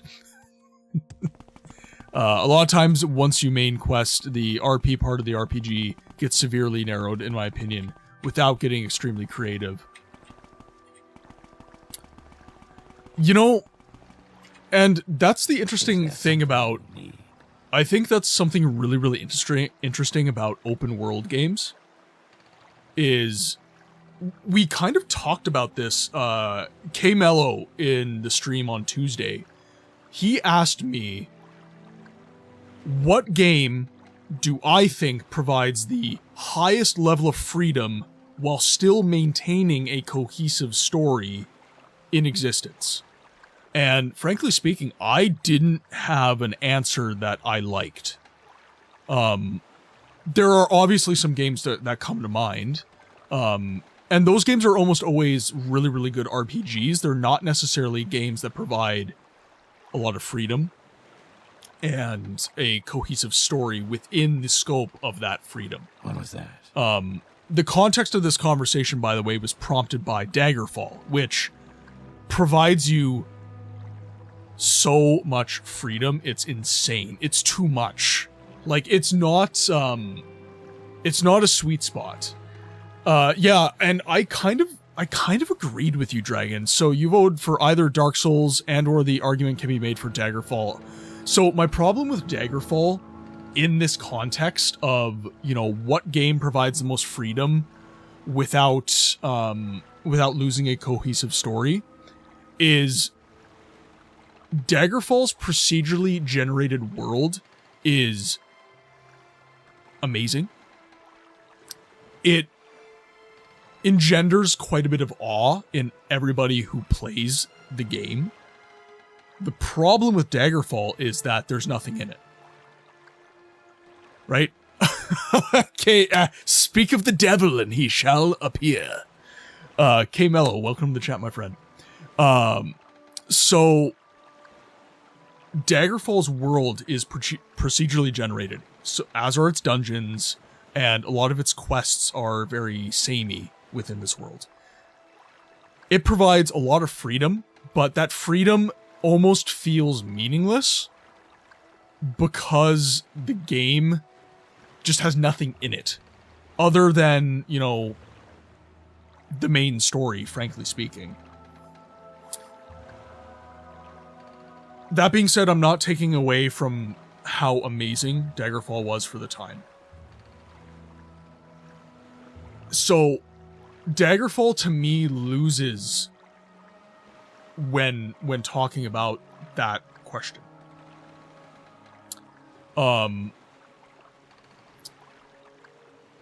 like Dark Souls as a contender for that due to the fact that while the game is actually quite linear, it's very good at creating an illusion of freedom. And fundamentally speaking, what is freedom in a game?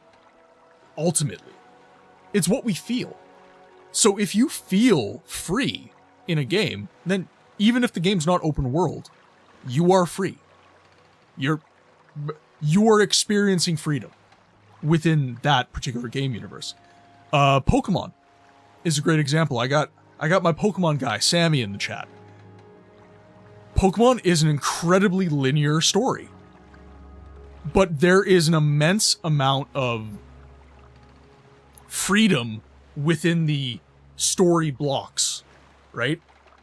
Because Pokemon won't give you free access to the entirety of the game at once, but it will give you quite a bit of freedom during that particular zone of the game. So back to Dark Souls. Dark Souls is really good for RP mechanics. You know, dressing how you want, acting how you want, that kind of thing.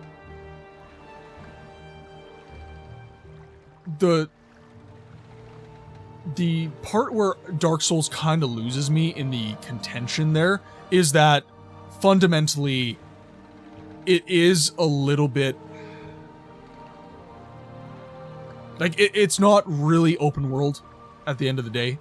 And when you do think freedom, you do think open world games. So frankly speaking, I'm still thinking on this. So if, Sammy, you're in the chat today, what game provides the highest level of freedom without losing its cohesive story?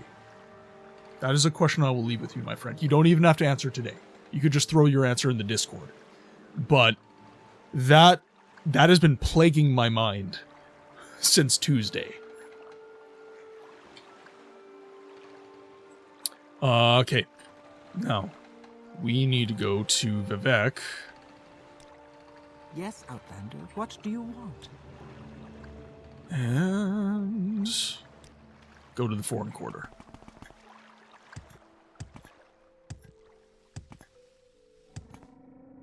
And K-Mello, I don't remember your answer, actually. What game do you think does that?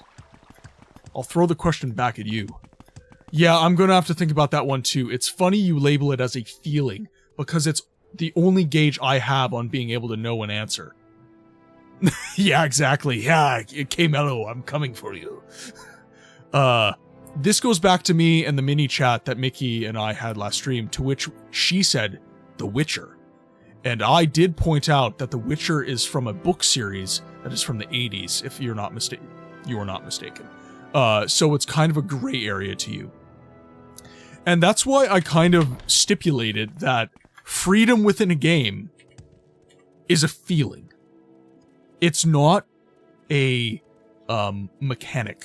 It's not a label. You know, does the game have to be open world for you to feel free? No, I would argue not. What does the game make you feel? That is what is important. What is your perception of the game? And I think, frankly speaking, I think that makes this conversation a little more interesting, because it will create a lot more nuance from person to person. But yeah, I am happy with my explanation of why I don't think Daggerfall is in the running for that, though. Okay, Canalworks. There's the healer. Bookstore, there we go. Gentleman Jim. It is a pleasure, Outlander. Do you require my services? Were you able to retrieve the bitter cup and bring it to Ada's Fire Eye? Absolutely I was. So, Ada's took the bitter cup. Good. She's likely to betray us, too. But only if she thinks we think she won't. Anyway, I found some good lockpicks the other day, and thought you might find a use for them. Typo in the game! First one that comes to my mind at the moment is Kingdom Come Deliverance 2, which is so weird because the character is hard-locked, including customization. But the cadence of the story and how you go about your immediate experience is one of the most open feelings I've had in years. At least after the intro sequence. Yeah. And it's funny you mentioned Kingdom Come Deliverance 2. That feeling you're describing, I got that feeling when I first played Skyrim. I'm not kidding, by the way. Like, I know in my channel and in my content, I kind of shit on Skyrim as a, I guess, vanillified RPG within the context of all these other games, right? But Skyrim made me feel amazing. I felt very, very free in Skyrim. For whether you know, you're getting out your torches and pitchforks, you know, but yeah, that what Sammy just described, what he just articulated, is very much how I felt in 2000 and when did Skyrim come out? 2011, when Skyrim came out, and I played for the first time. it felt incredible. I think it's kind of a trick question with lots of good answers. I think the more true freedom a game has, the less story you are actually able to expose a player to reliably.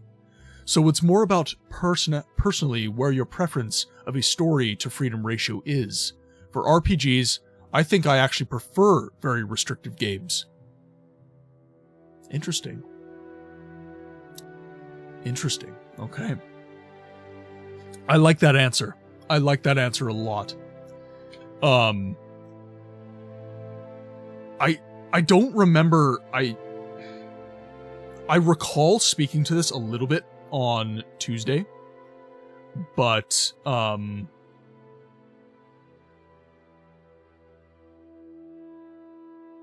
I don't think people actually like freedom in their games.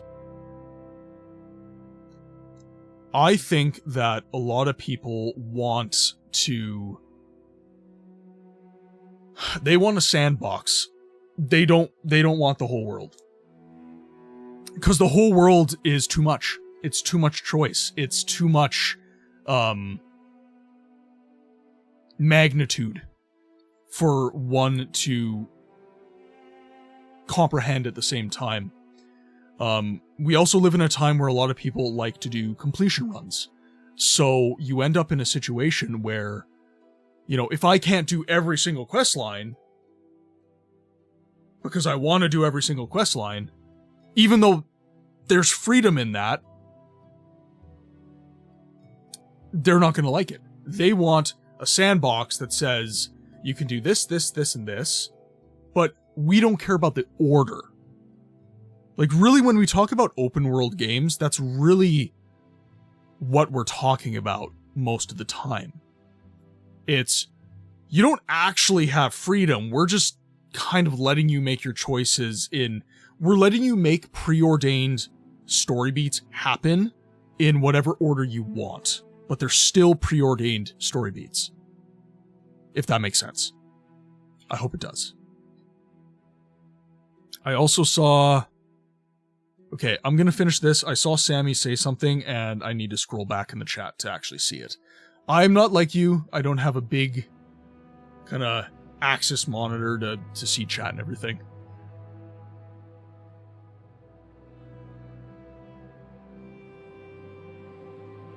Yeah, there we go. Okay, so we got the lockpicks. Okay, so let's pause the game. Chat was popping off here. You're going back on what you said. The main story is heavily impactful, so definitely doesn't count for being free from its main story. It's almost like we're trying to describe a sandbox in an RPG. Yeah.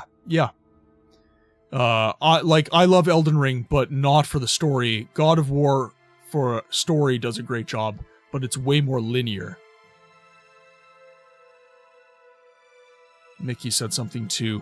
I did want to mention that although it is based on a book, the game offers a lot of choices that don't follow the books. That is very true. CG Project Red's yeah, Axis monitor fun. There we go. I've already got 3 monitors, Sammy. I can't fit anymore. There's too much happening. Yeah, CD Projekt Red's Witcher games are actually quite different from the books. There's a lot that it has in similarity, but there is quite a bit where they deviate. Quite a bit. For those of you who are not subscribed, by the way, just letting you know, ads will be starting in about 2 minutes. We will be avoiding as much story as we can, but obviously gameplay happens. I might take a short BRB just to hit the loo. We'll see. But yeah. Anyways, I try to avoid story so you guys don't miss anything is my point. If you do want to duck ads, you could always jump over to the YouTube live stream. I multi-stream on both platforms. Okay. Return. Gentleman Jim, we need one more job before ads hit. Jobs. Based on what Perseus Mercius told you, Hrundi might join our cause and betray his leaders in the Fighter Guild. If that doesn't work, we could put pressure on Hrundi's woman. Talk to Hrundi. If you can convince him to join our cause, you won't have to track down his woman. Like Perseus Mercius said, Hrundi has a Dunmer lover. If you can find out who she is, you can pressure Hrundi to join our cause. You can find Hrundi in Sadrith Mora, Fighters Guild. I'm sure you can find out something by asking around town. Okay, now we can go to Sadrith Mora. We actually have the job now. Oh, I think... What was it? Oh, I spelled socials wrong. I think that's the command. Nope. Okay, 1 second. I do have a command for the YouTube link. Okay, 1 second, folks. Just gonna pull something up quick.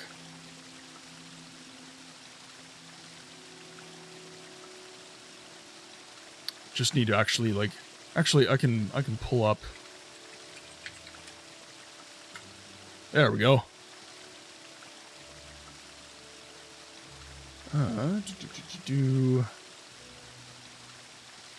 But I will pull that up just for you guys. Ah, here we go. I'm just gonna change that command then. Just change it quick. Ah, perfect. I was on the wrong YouTube account. Now I can double... Oh, there we go. Sammy in the YouTube chat as well. Okay, so I have changed. So now... There is the link to the YouTube channel if you would like to duck ads. Sorry about that, guys. I forget my own commands sometimes. Okay, so... Okay, now we want to leave here. We want to go to Sadrith Mora. How about you make a command that's like... Yes, that's what I thought I had. I will have to...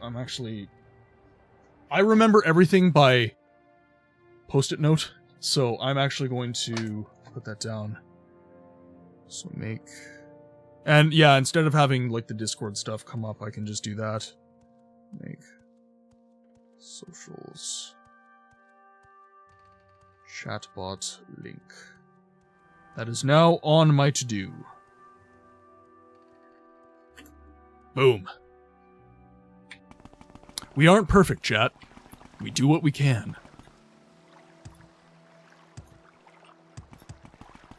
But yeah, honestly, guys, support on YouTube is really important for me as I'm trying to get monetized there. Obviously, subscribers are really important and everything, but watch time is also incredibly important. So I don't make any long-form content as of right now. So views on the stream and my short-form content are all I have to get me to that number. So subscriptions are great. I need those too, but reach on YouTube with the live stream and everything, that's also going to be really, really major for me. Where would you like to go? We need to go... Oh, actually, I need to go down here. I need to get to Sadrith Mora.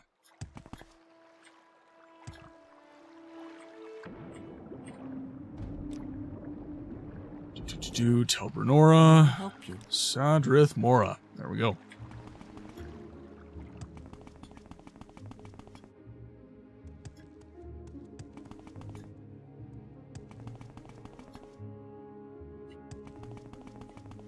So, Fighters Guild. So that'll be... I'll be in Wolverine Hall. Do you know similar soundtracks like Siege of Avalon? What do you mean by similar... Sizo, what do you mean by similar soundtracks? So, I've actually got a piece of music that was made for the stream specifically that's modeled after Siege of Avalon. Let me... So this song right here,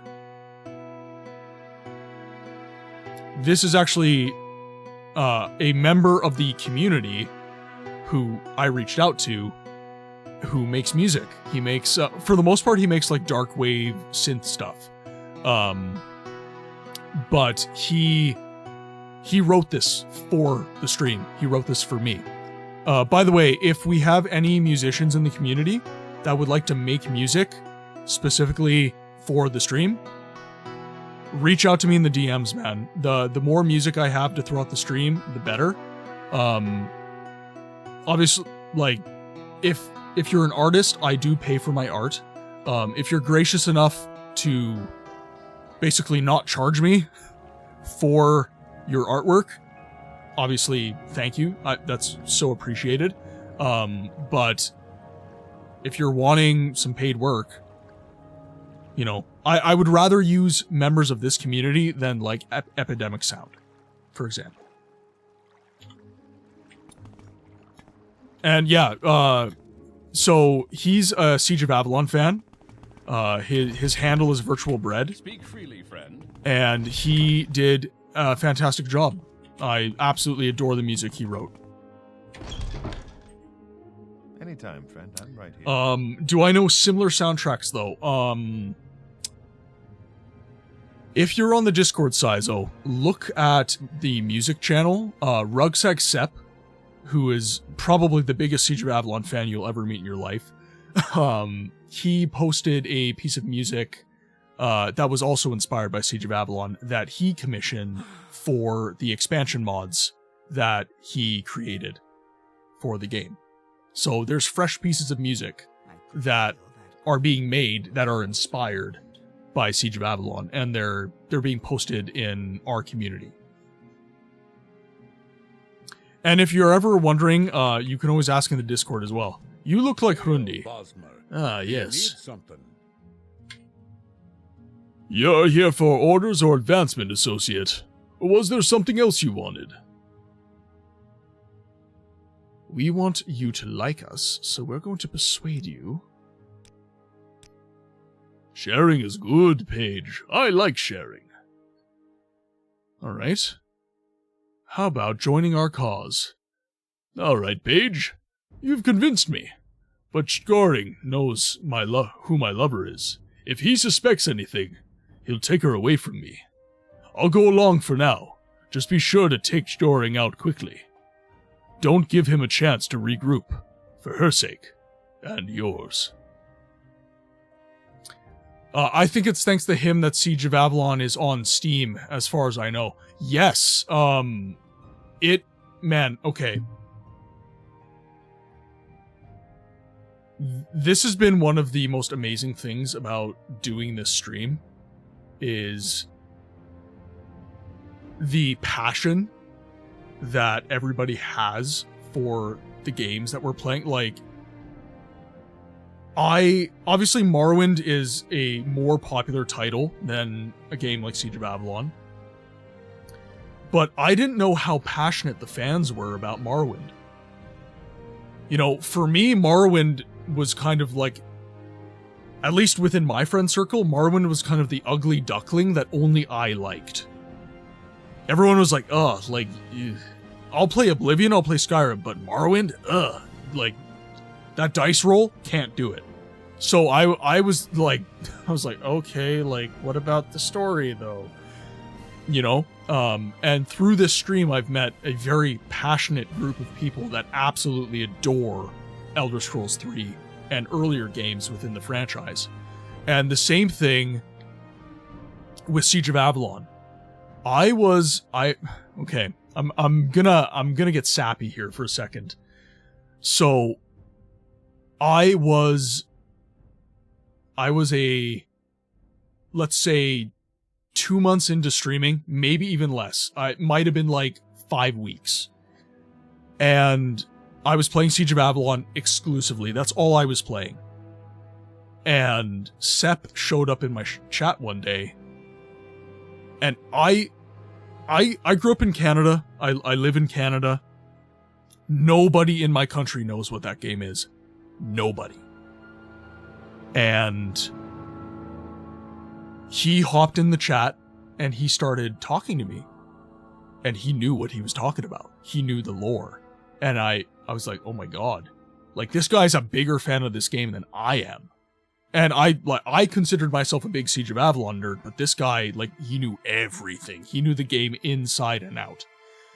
And meeting people like Sepp and Dragon and even you, Saizo, right? That are massive fans of these old games, that shows me that the mission of my content and my channel is a good mission. To give voice to voiceless games. To take the old games, to take even new games that aren't getting the love they should, and making sure that I can prove to the world that you can make a living off of making content off of these games. Not that that's necessarily my goal, but if people believe that you can make money making content for these games, more people will make content for these games. More people will talk about Siege of Avalon if they see a successful stream that streams that game. That's just the world we live in, right? Money plays. And we gotta eat at the end of the day. Like, unfortunately, it is what it is. So a lot of content creators are hesitant to touch games and categories that don't get touched, right? Siege of Avalon, unless I'm streaming Siege of Avalon, that much traffic. Seriously, like, none.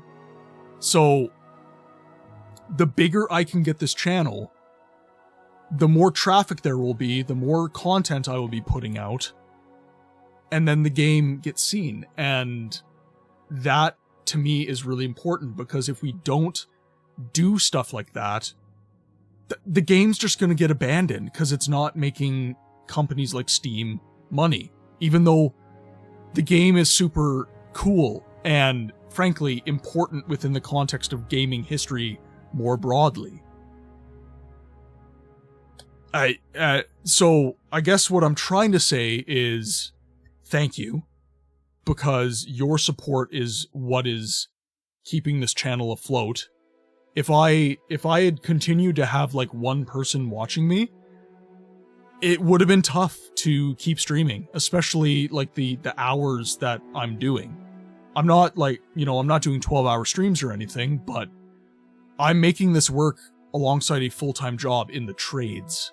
It's very difficult on my body to do this, but your passion, the passion I'm getting from chat, is driving me to make this content and to do this stream. So seriously, like, love you guys. It's genuinely awesome to have this in my life. Okay, so he will cooperate because he likes us and we gave him a bunch of money. Yes? Oh god! Oh, my legs! I have so much respect for your effort, for real. Thank you. And, seriously guys, calls to action are pretty cringe. I don't want you guys thinking, I'm trying to use you for growth. That's not the case. I've been very blessed that the growth of this channel has been very organic and the people who are here actually want to be here. But if you have friends that believe in this mission, if you have people in your life that believe in this mission, you also have a platform in your personal life. You've got friends, you've got family, and all that, all the good stuff. If you think that they would get something out of my content, bring them over, because it only helps the channel grow. And if you believe in the mission that I have, giving voice to the voiceless games, then it would be genuinely much appreciated if you assisted in that mission and helped the channel get more reach. I'm fortunate in my position that I've got a full-time job and that takes care of my needs. So I'm not looking for subs and bits and stuff like that. What I am looking for is reach. I want to get to more eyeballs. I want more people to see this, so that they too can hear what you're hearing right now. That's all I will say. Is there something I can do for you? Okay. So we go back to Tel Bernora, and then we go to Vivek. What do you want?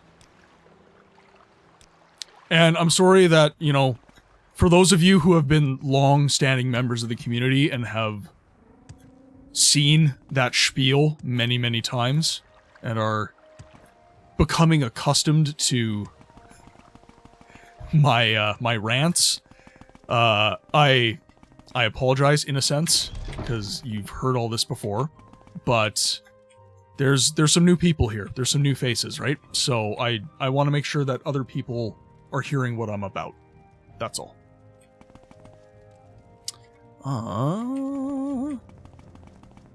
Okay. I think it's this one.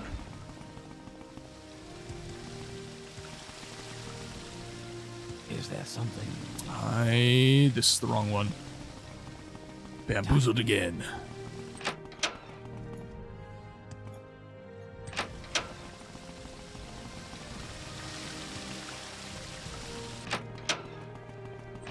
Gentleman Jim.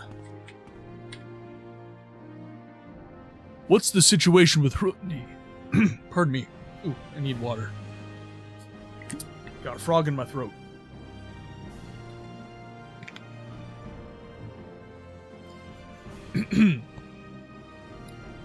What's the situation with Hrundi? Will he join our cause? Have you found Hrundi's woman? Join our cause, join our cause. There we go. Did you talk him into joining? Oh, good. Good. We're making progress, Paige. More jobs? Come talk to me again when you're a mastermind in the guild. Well, I'm a ringleader. I'm just a ringleader. Damn! I want more. I want more, chat. Give me more. Okay, so in that case, we will switch over to our Balma Lagmer quest. Or... Okay, let's see if some of the others have... I like what I see. It is a pleasure, Outlander. I want to see Through if the others rules, I have quests. money. Absolutely.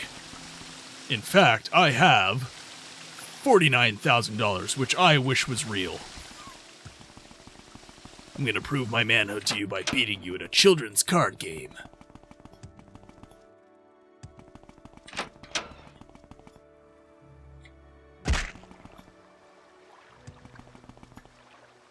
Okay, now...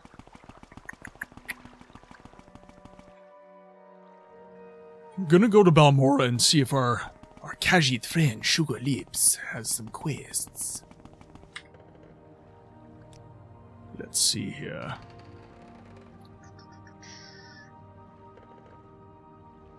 So we'll go to Balmora.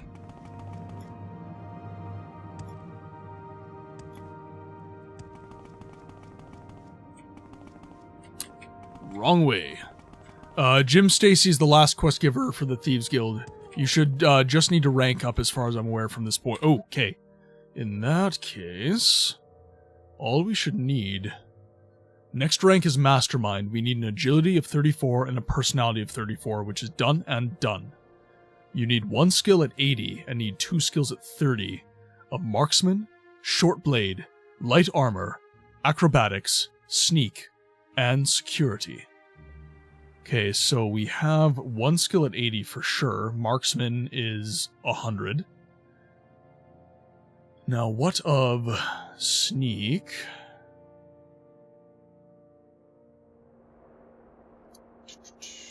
There it is. So we're at 88, and we have a modifier of 20. Okay, so we should qualify. No? We need personality of 34. Ours is 72, so we're fine. Marksman, short blade, light armor, acrobatics, and sneak. 2 skills at 30. Acrobatics is definitely there. Short blade? 39, okay.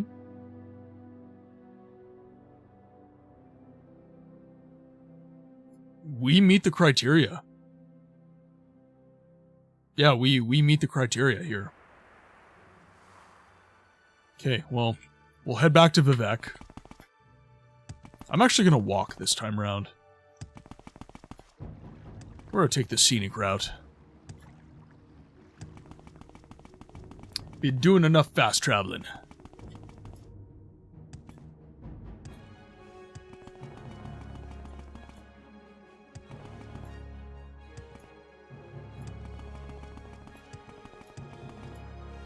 Okay, so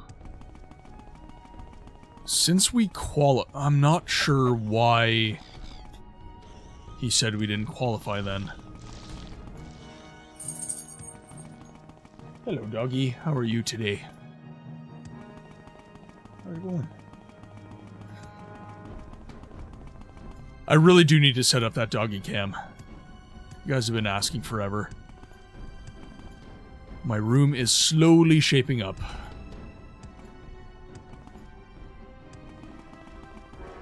Okay, now let's see here. Should be able to make... Yes, perfect.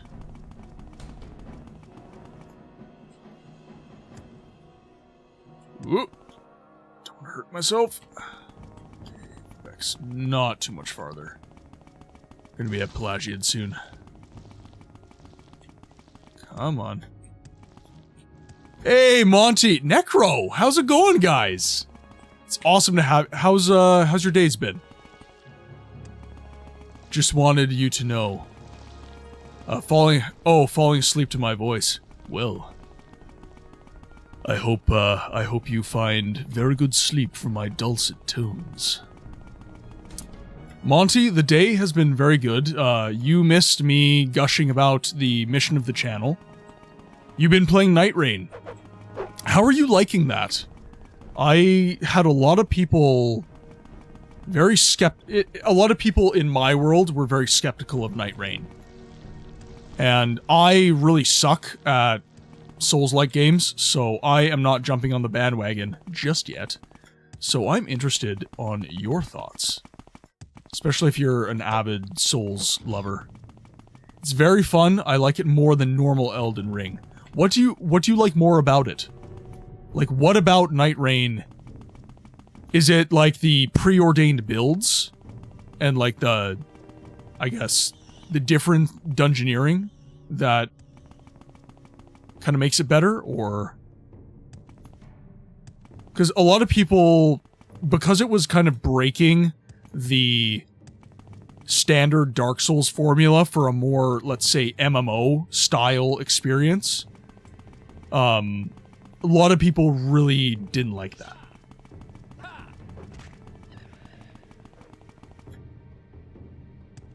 How fast-paced it is and the fact it's rogue... Yeah, okay. Roguelikes are... Man, okay. I hope that there's other fans of Hades in the chat. I no-lifed that game. It was so good.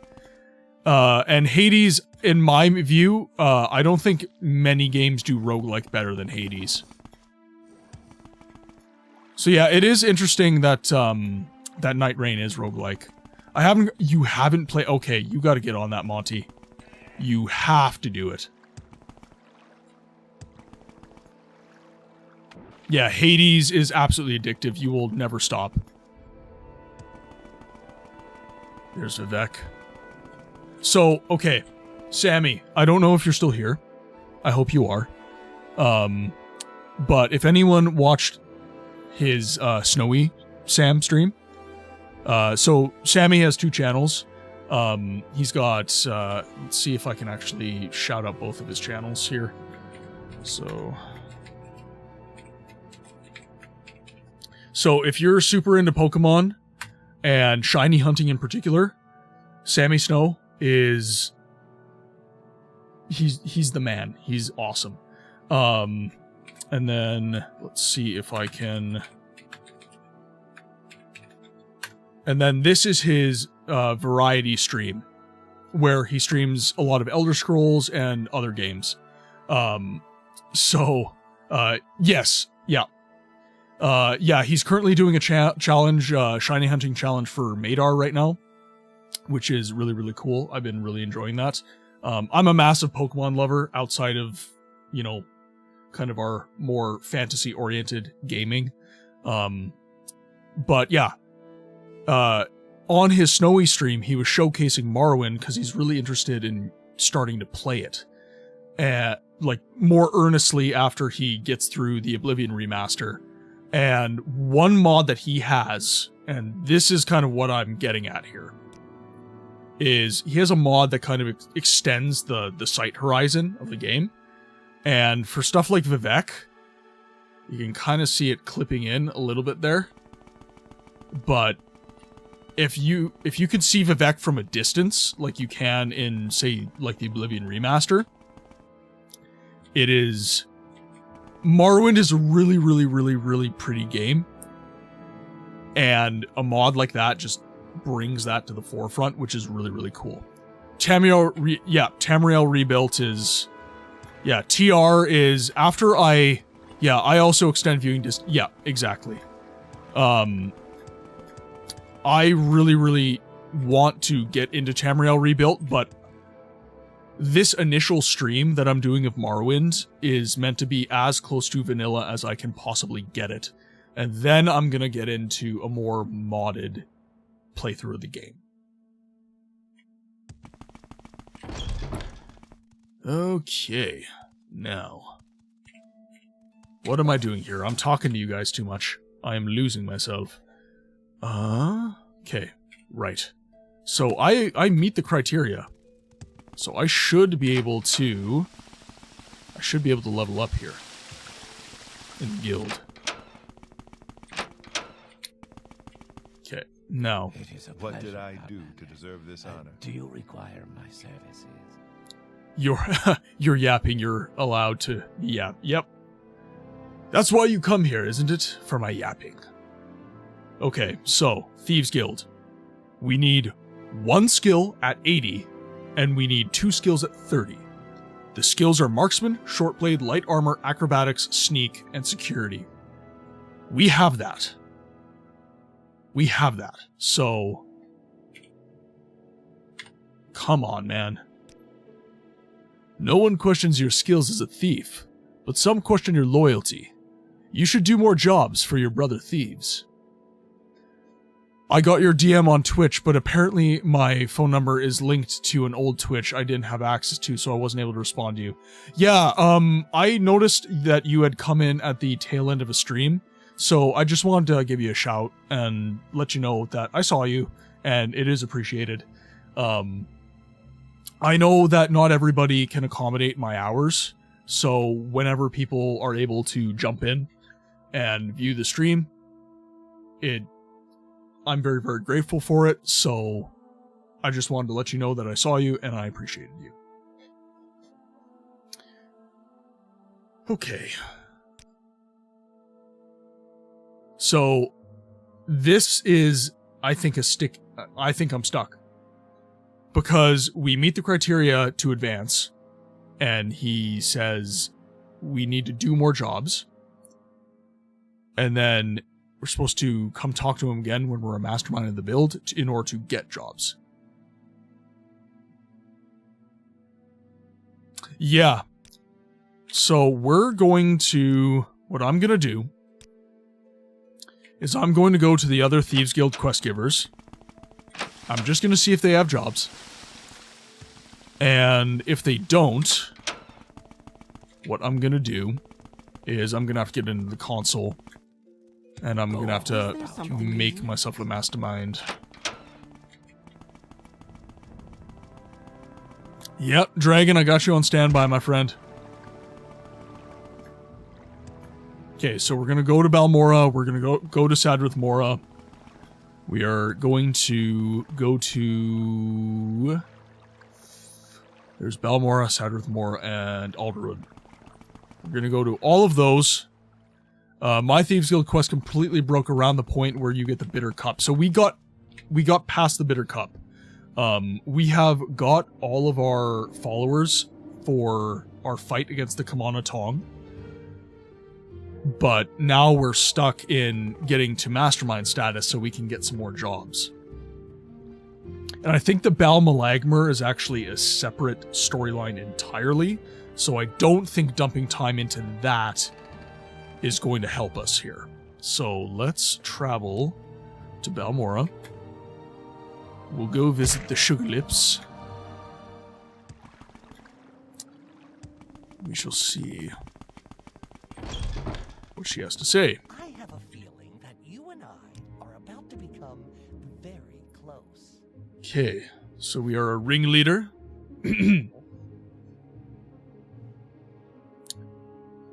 For me, it gave me Bitter Cup Quest, Storing, and the third person all at once. You did all three where you recruit them. Yes, yeah, I didn't get them all at once. Oh, okay, so maybe I have to do the Bal Malagmer quest. Okay, so doing Bal Malagmer will actually further me in the Thieves Guild. Because if that's the case, that might be what I need to do. Because they're basically saying that we need to do more jobs for our brother thieves. Right? So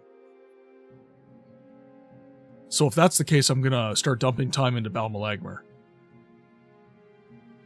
I would maybe mess around with Jim Stacy's dialogue and just make sure nothing triggers anything. Okay. I'm just gonna look this up quick. Let's look into... Oh. The missus is home and the dogs are popping off. Alright, let's look this up here. For me, I think selecting dialogue option caused the quest to wrap up. Okay. How to reach masterminds in Morrowind's Thieves Guild. Okay, so we need a reputation of 100 and fulfill specific skill and attribute requirements and complete the necessary quests. So you need to complete all the Thieves Guild storyline to reach Mastermind. Specifically, you'll need to complete the quests Brothers of Ienith and kill Hardheart to become a Master Thief, which is a prerequisite for Mastermind. Yes, I did. Yeah. I did everything with them before Jim Stacy. I did. So, let's see here. So I should be getting a quest line to kill Hardheart. I should be able to take him down. And that should be my last quest line for the actual earnest Thieves Guild quest.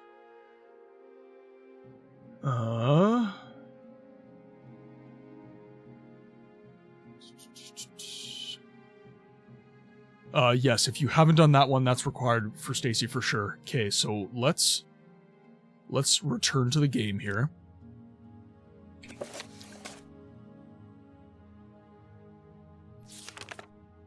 Let's look at our quests here.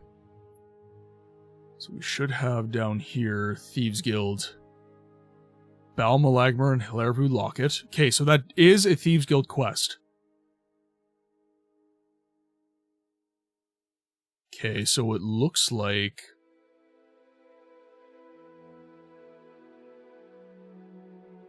It looks like it counts. It does look like it counts.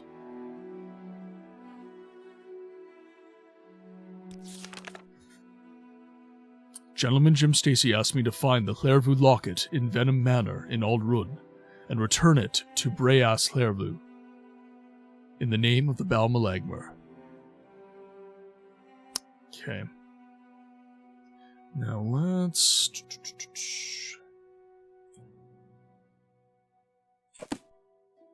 Okay, so we're not getting anywhere with Sugar Lips or any of the other quest givers. So what we'll do... I'm just gonna check Where would you like You know what? Let's do this one Balmalagmar quest. So let's go to Aldruin. I'm out for now. Gonna try more stuff on Night Rain before my duo gets on. Monty, thank you so much for dropping in. It is much appreciated, my friend. Enjoy Night Rain. Enjoy the rest of your evening, and we will see you on the next one. Take care, my friend. We need to go to Aldruin.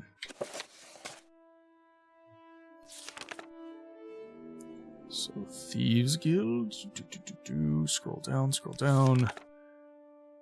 Okay, Venom Manor. So, Venom Manor is where we're going.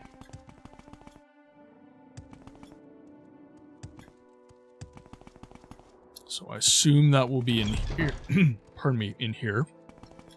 My voice is not doing well today for some reason. I better not be getting sick. NEREVAR Manor. Yes, hello, I'm very sorry to bother you, but do you mind saving your damn game? The game has been saved. Venom Manor. Okay, now.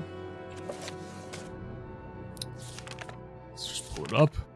Clairvaux Locket. It's in Venom Manor.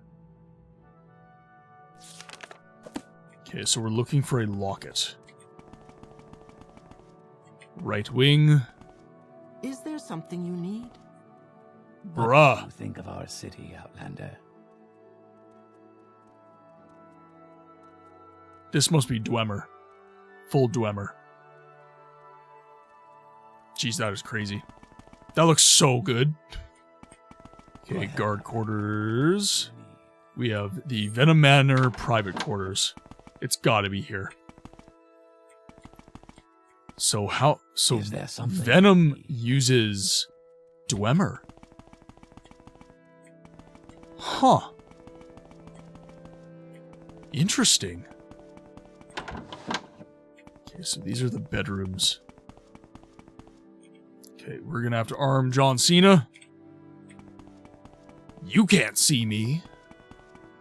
Okay, and let's scroll in here. I want to see where I'm going. Now. Okay, not many people here. So I think we're in decent shape. We're looking for a locket specifically. So it's going to be very, very in your tiny. Dreams. Whew, whew. Oh my god. I repeat, if you have not watched Kung Pao Enter the Fist, you need to change your life. And watch it immediately. Okay. You need a John Cena emote. The next big emote that I am wanting, just because everybody plays the Dagoth wave, is I want an emote of a dancing Dagoth-er. That is the next emote I wanna throw into the chat. So once I get a little bit of money from the stream, I will be requisitioning that from an artist. But it is an animated it's an animated emote, so it won't be super easy. It will be expensive because animated emotes cost money. Okay, so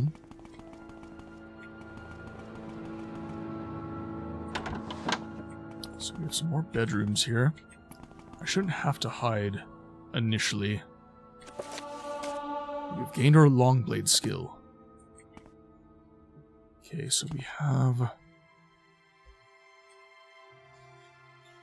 Exquisite Amulets. Okay. You ever played ESO? I have. Very early in the life of Elder Scrolls Online, though. It was a troubled game, I would say. So, I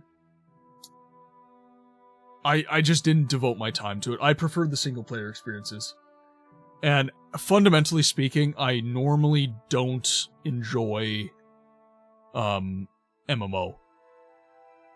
It is still a troubled game, but for different reasons. Like, when I first played Elder Scrolls Online, it was actually a glitchy mess. Like, it was hot garbage to play. It was not, like, it literally wasn't fun. But me too, I played it for a very small period of time. Yeah, you know, and for me, Elder Scrolls Online, for it to be valid within the Elder Scrolls space, I think what it set out to do... Okay, I'm gonna restart here. What Elder Scrolls Online set out to do, I think was really cool. I think the idea of setting a Elder Scrolls game in the Second Era, was excellent.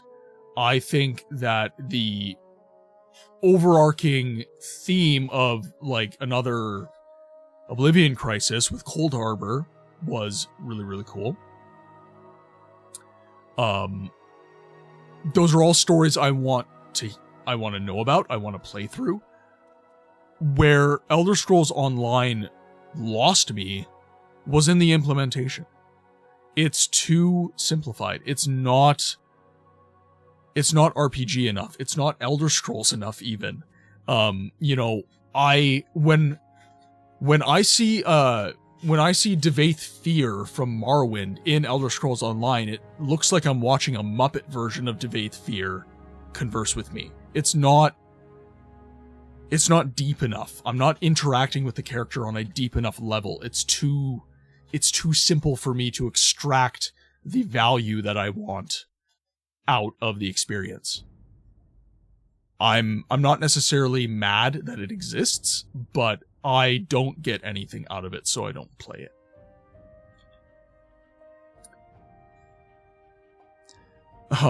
Only play MMO, the only MMO that you played the crap out of was Fallout 76. I'm like level 350 plus in that game. I really haven't dumped enough time into Fallout 76 to have a good opinion of it. I know the release was super jank. I also know that a lot of the promises that were made about Fallout 76 didn't initially come to fruition. I hear that the status of the game is a lot better now than it has been in the past. But same, I bought ESO at one point, but barely played it. I don't remember exactly why, but I don't love the feel of it. I kind of explained this, I actually think the short just came out. It feels like a Disney Elder Scrolls, if that makes sense. Like, it's commodified Elder Scrolls. It's not actually, like, trying to really get you deep into the lore and the world. It's just trying to, like, show you the puppet of Elder Scrolls and, like, hey, I'm doing all the right moves and this is Elder Scrolls, right? And it's supposed to make you sit there like, oh yeah, that's what I want to see. And that's not enough. It's not enough. I want to actually, and especially like with such a massive platform as an MMORPG, Elder Scrolls Online could have been absolutely insane. It could have given you so much story. It could have been genuinely incredible. I'm just trying to circumvent the stuff we want to see, while giving us a Diet Coke version of the thing we want. Yeah. Yep. Also, the grind in ESO I've heard is genuinely horrific. Yeah. And again, I as a rule, I don't enjoy multiplayer games. Like, if I jump into Hunt Showdown and some guy who literally no-lifes that game is in the lobby, I'm not gonna have a good time. Right? I'm not gaming enough. I'm not gaming enough to compete with these guys, right? So for me, single-player RPG experiences are where it's at. I enjoy them way more. It's the same thing, like, and I'm not just saying that from, like, a FPS perspective, by the way. I jump into, like, when I had my 3DS, and everybody was playing, like, Pokemon X, I jumped into, like, battle lobbies in Pokemon X, and I got my absolute crap kicked in. I got destroyed in that game. And it's just because there's people who just know way more about the game than I do. And there's always going to be that guy, right? I can talk mad shit about ESO all day, but I stand very firmly that anything they did involving Morrowind is golden. And like I said, Elder Scrolls, it's not bad. Like, in the sense of it shouldn't exist, right? Where they lose the script is that they don't go deep enough. That's it. They don't go deep enough. And also the aesthetic. It's too cartoony. It's way too cartoony. What I want out of Elder Scrolls is grit. I want, like, a Dunmer. What do you want? In Morrowind. You know, the hard lines of the facial features. And Skyrim actually did a really good job with their Mer races, actually. I really, really enjoyed them. But yeah, like, Elder Scrolls Online doesn't give me that. They give me like a kind of a cartoony, spoofy kind of version of that. I can tell. All that to say, I just wanted more. That's it. I wanted more. To be fair, I didn't even get to the Morrowind-esque parts before I started. Yeah, neither did I. Okay, so we have a chest here. Let's cast... We'll throw our Master Lockpick on. And... let's... cast our spell. So I don't want to get caught here. Oh, no, I failed. Okay, let's... restore our magicka. We will try again. I know we can do it! I don't know how ESO has done it, but they screw everything else up but Morrowind. Somerset was also very well done. I'll never play multiplayer games alone. Unless I'm with friends, I spend time on single player. Yeah. I actually really enjoyed it. It's funny, Monty in the chat on Twitch was mentioning that he really likes Night Rain and playing in duos with friends and stuff like that. And in that sense, like, if you've actually got people that you know IRL that are willing to play these games with you, they can be fun. I'm not going to say they're not fun. They obviously are, because they have an audience, right? The problem with MMO for me is just when I'm alone. Like, if I'm gonna game alone, I'm gonna play a single player RPG. That's just the way it is. Also, random side note: the Dunmer in this room wears a ton of exquisite clothing. Yes, we are in Aldrun, and everybody's rich here. Alright, so now we have our Master Lockpick. All that for some gold, damn it. Night Rain is pissing me off because they didn't add duos at launch. How do they overlook that? So it's a pain in the ass to Oh, man. Oh, man. That's so rough. That is so rough.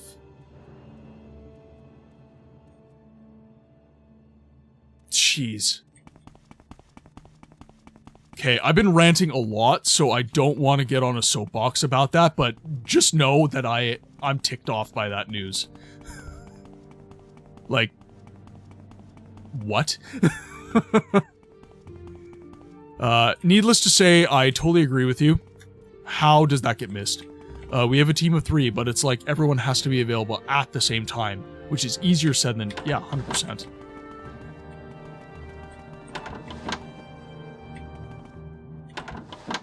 Okay, so I need to be... Okay, so we've been to those areas. Didn't look. Also, lack of communication tools in the game is kind of whack. If you solo queue, you can't talk to your teammates at all. Pretty frustrating, I think. I mean, with the advent of stuff like Discord, like, I get why, gaming companies don't add that infrastructure baked into their game. Because they're just going to essentially, defer that to platforms like Discord, which is fine. I don't think that's necessarily an issue. But you need to make your game run in a way that is optimal with stuff like Discord. Like, if your game is going to run like hot garbage with Discord going... Oh, man. My inner RPGer is popping off right now. Okay, I'm gonna save my game. I need to read that note. It'd be nice to have like a ping system or a quick chat wheel. I know they came out and they were looking at adding the Overlooked Duo feature. Overlooked? How? Yeah. Yeah, I really don't want to rant again. Oh. Damn it!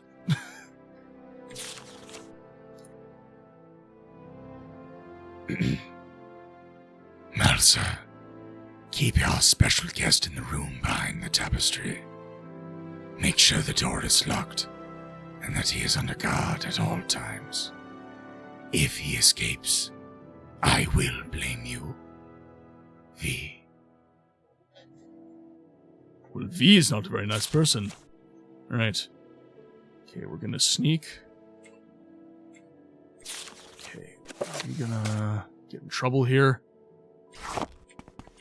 Okay, we have a key. Perfect. So, locked doors are no longer a problem. It'd be nice... Yeah, agree. Communication features are kind of lacking in Souls games. Most people don't voice chat, but it feels like it'd be a useful game. Thank you, Saizo. Thank you. Yeah, like, I put voice acting in the titles of my streams as more of an aspirational thing. I work very hard to try and achieve the voices that I use in-game. That being said, I'm not a professional voice actor. So, I did, if I'm keeping it 100% with you guys, I had a little while where I was... One sec. I had a bit of time where I had a bit of a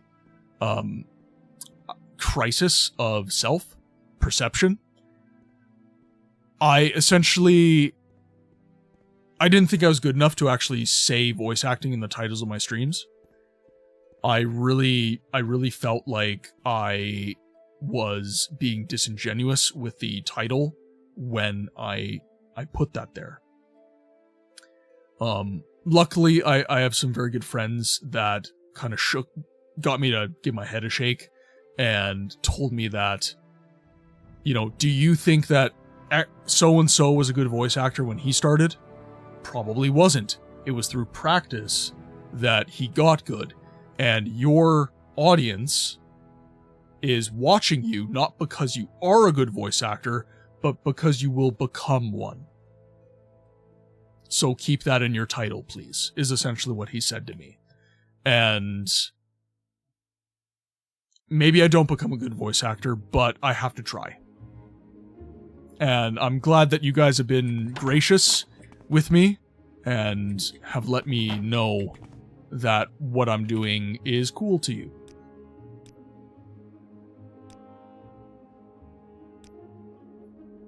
Okay, so we're going to do a separate save.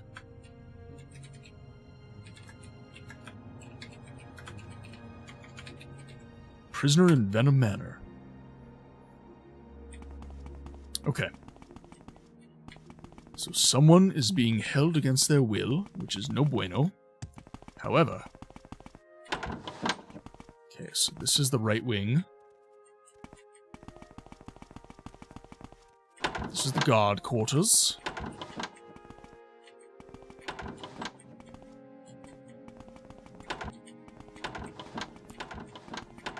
Yes, sir. What's up, bro? What do you want? You know, just opening doors. Okay, just quickly gotta look through stuff. Okay, pop this. Let's see here. And I will say the Dunmer voice was one that I struggled with in particular. So I'm very glad that I can now kind of do it more or less at will. Oh shit. Damn it. Damn it! Regarding Bosmo.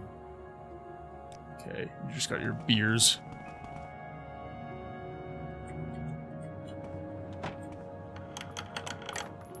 Okay, nothing there. Nothing there. Do you plan on playing Dragon Age Origins? So, Saizo, I love Dragon Age Origins. Fantastic game. One of my favorite RPGs of all time. Old BioWare is great. Like, they did amazing RPGs. The problem with Dragon Age Origins is that, okay, so the catchphrase of my channel is, give voice to the voiceless games. And what do I mean by that? It means that I want to give the games that are not being given a platform. Dragon Age does not need help getting a platform.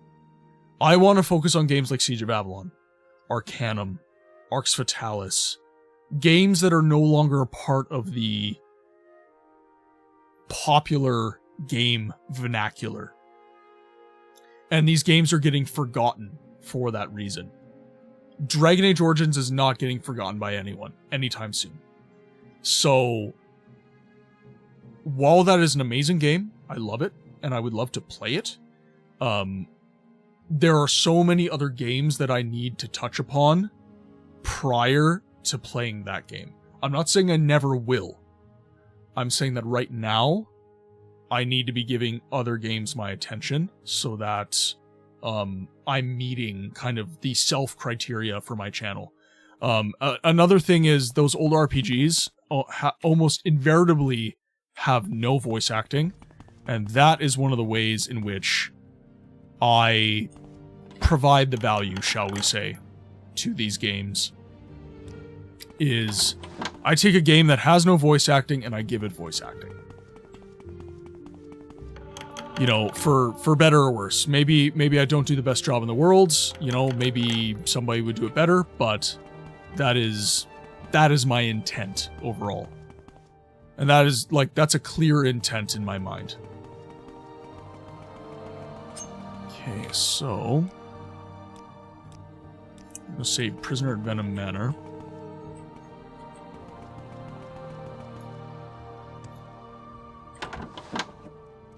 So guards' quarters really had nothing going on. Right wing. Now let's see. We didn't go through the door up here.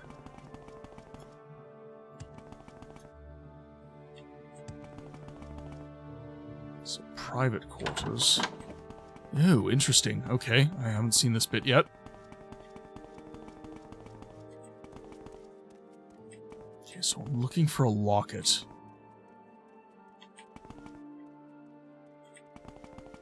What do you think of Go ahead, Outlander. What do you need? So what? So we have Venom Manor entrance. We have the door to the right wing. So, no, I don't play just RPGs. So my focus, Saizo, is story-driven games. For a good example, Halo. Not that it's a game that needs any introduction. Obviously, what I just said is that I want to give voice to the voiceless games. But Halo is a first-person shooter, but it is a story-driven first-person shooter, right? So my focus is story-driven game, no voice acting on the story. That's my focus overall. I should say that there are special occasions where I will break that rule. We just had Star Wars Day on May the 4th. I played a Star Wars first-person shooter. I played Dark Forces. That is not my normal niche. That is not what I would normally be playing at all. But for Star Wars Day, that is what I played. Empire Earth is not a title I am familiar with off the top of my head, if I am being completely honest with you. I'll have to look it up.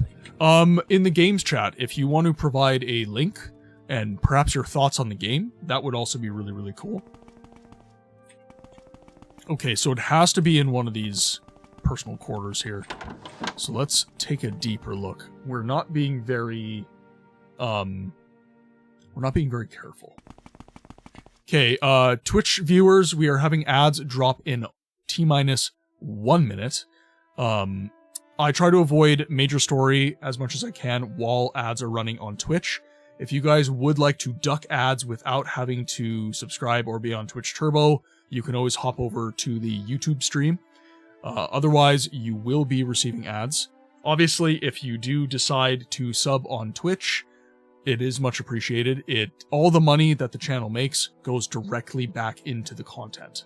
So, if that is something that you would like to support, I'm not going to say no, but if you do not have the facility to do so, I would just hop over to YouTube for the duration of ads.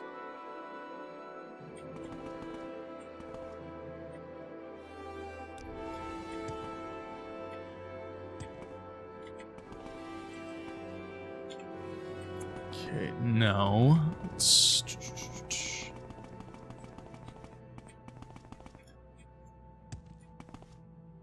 If I were a locket... Last time there was an item, it was on the bed as well. Empire Earth is a three-part real-time strategy game series. Well, that's definitely up my alley. Have you ever heard of the Stronghold series by Firefly Studios? Those are some of my favorite RTS games. Extravagance. Okay, so... nothing on the beds.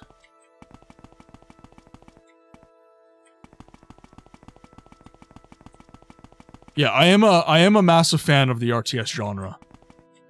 So Saizo, just to be clear, I am just a massive gamer. I am just a fan of the medium that is gaming.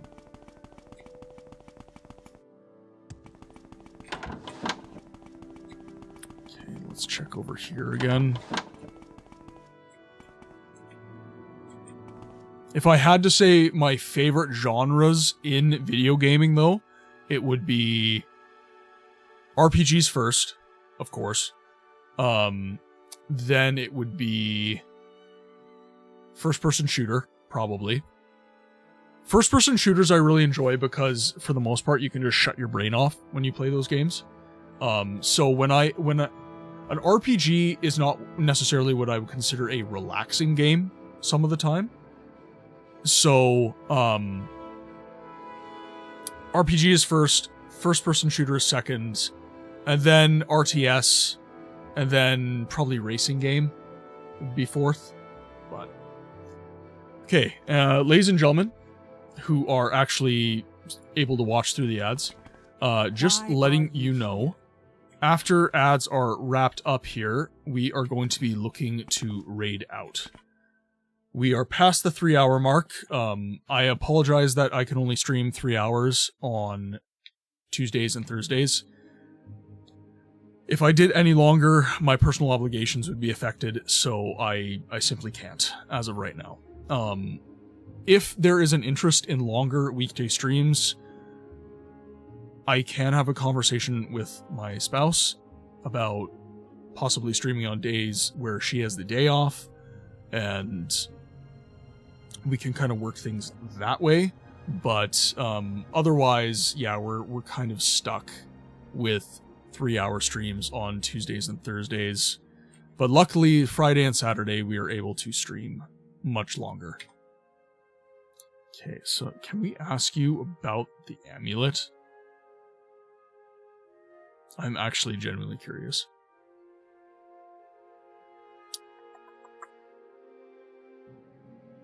Okay, let's persuade you a little bit.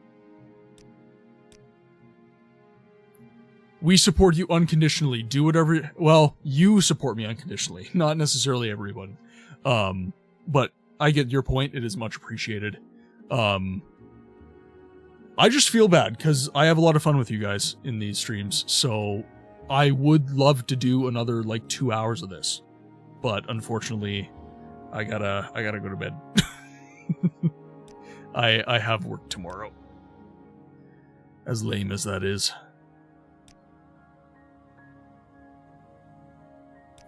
Yes, real life comes first, unfortunately.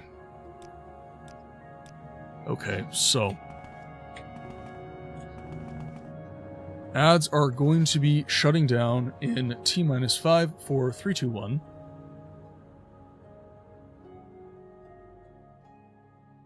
Okay. Welcome back from ads, ladies and gentlemen. Unfortunately, it is over 3 hours, which means your time in the game library, where we give voice to the voiceless games, is coming to a close. I would just like to take a second before we raid out to thank each and every one of you for the massive amount of support that I'm starting to see in this community. I'm kind of beating a dead horse at this point, but genuinely, you guys are blowing my mind right now. It is insane how much love the channel is receiving. I know, Saizo, I know. It's 3 hours is all I can manage during Tuesdays and Thursdays. Just to reiterate my schedule, ladies and gentlemen, it's linked in the Twitch channel. On all my socials, on the Discord, the schedule is publicly available. However, Tuesdays and Thursdays, I stream 6 p.m. to 9 p.m. Central Standard Time.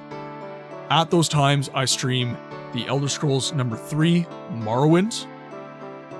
On Friday, that is a streamer's choice day, 6 p.m. to 11 p.m. Central Standard Time.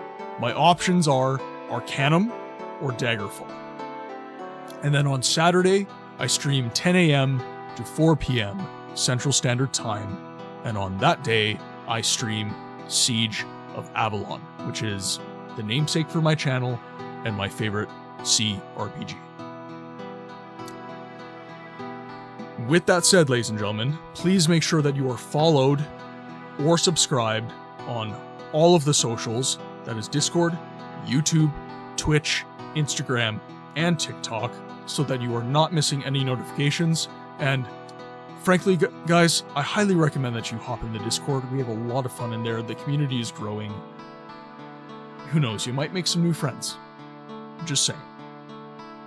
So let's see who is online right now for us to raid out. So we're just going to look at people that we follow. By the way, if you guys have any recommendations for streamers that I should be following, please let me know. Because if we are able to raid out, why not? Let's see. So Squishy, we raided Squishy last time, so I don't... You know what? Okay, does anyone care about spoilers for Elden Ring Night Rain? Does genuinely anyone care about getting spoilers for that? Because if not, we have a new friend of the channel who is playing some Elden Ring Night Rain. And if I hear no objections, that is where I will be sending you. His name is the Irritable Indian, and he's a good time. I really enjoy speaking to him and talking to him about video games. So if you don't mind staying, ladies and gentlemen, the more people we can throw out in a raid, the better for these other small creators. So it is much appreciated when you can hop into the raid. If you are not subscribed, there is your raid message, and if you are, there is your raid message. And with that, ladies and gentlemen, we are going to queue up a raid. And I will say be well, and I will see you on the next one.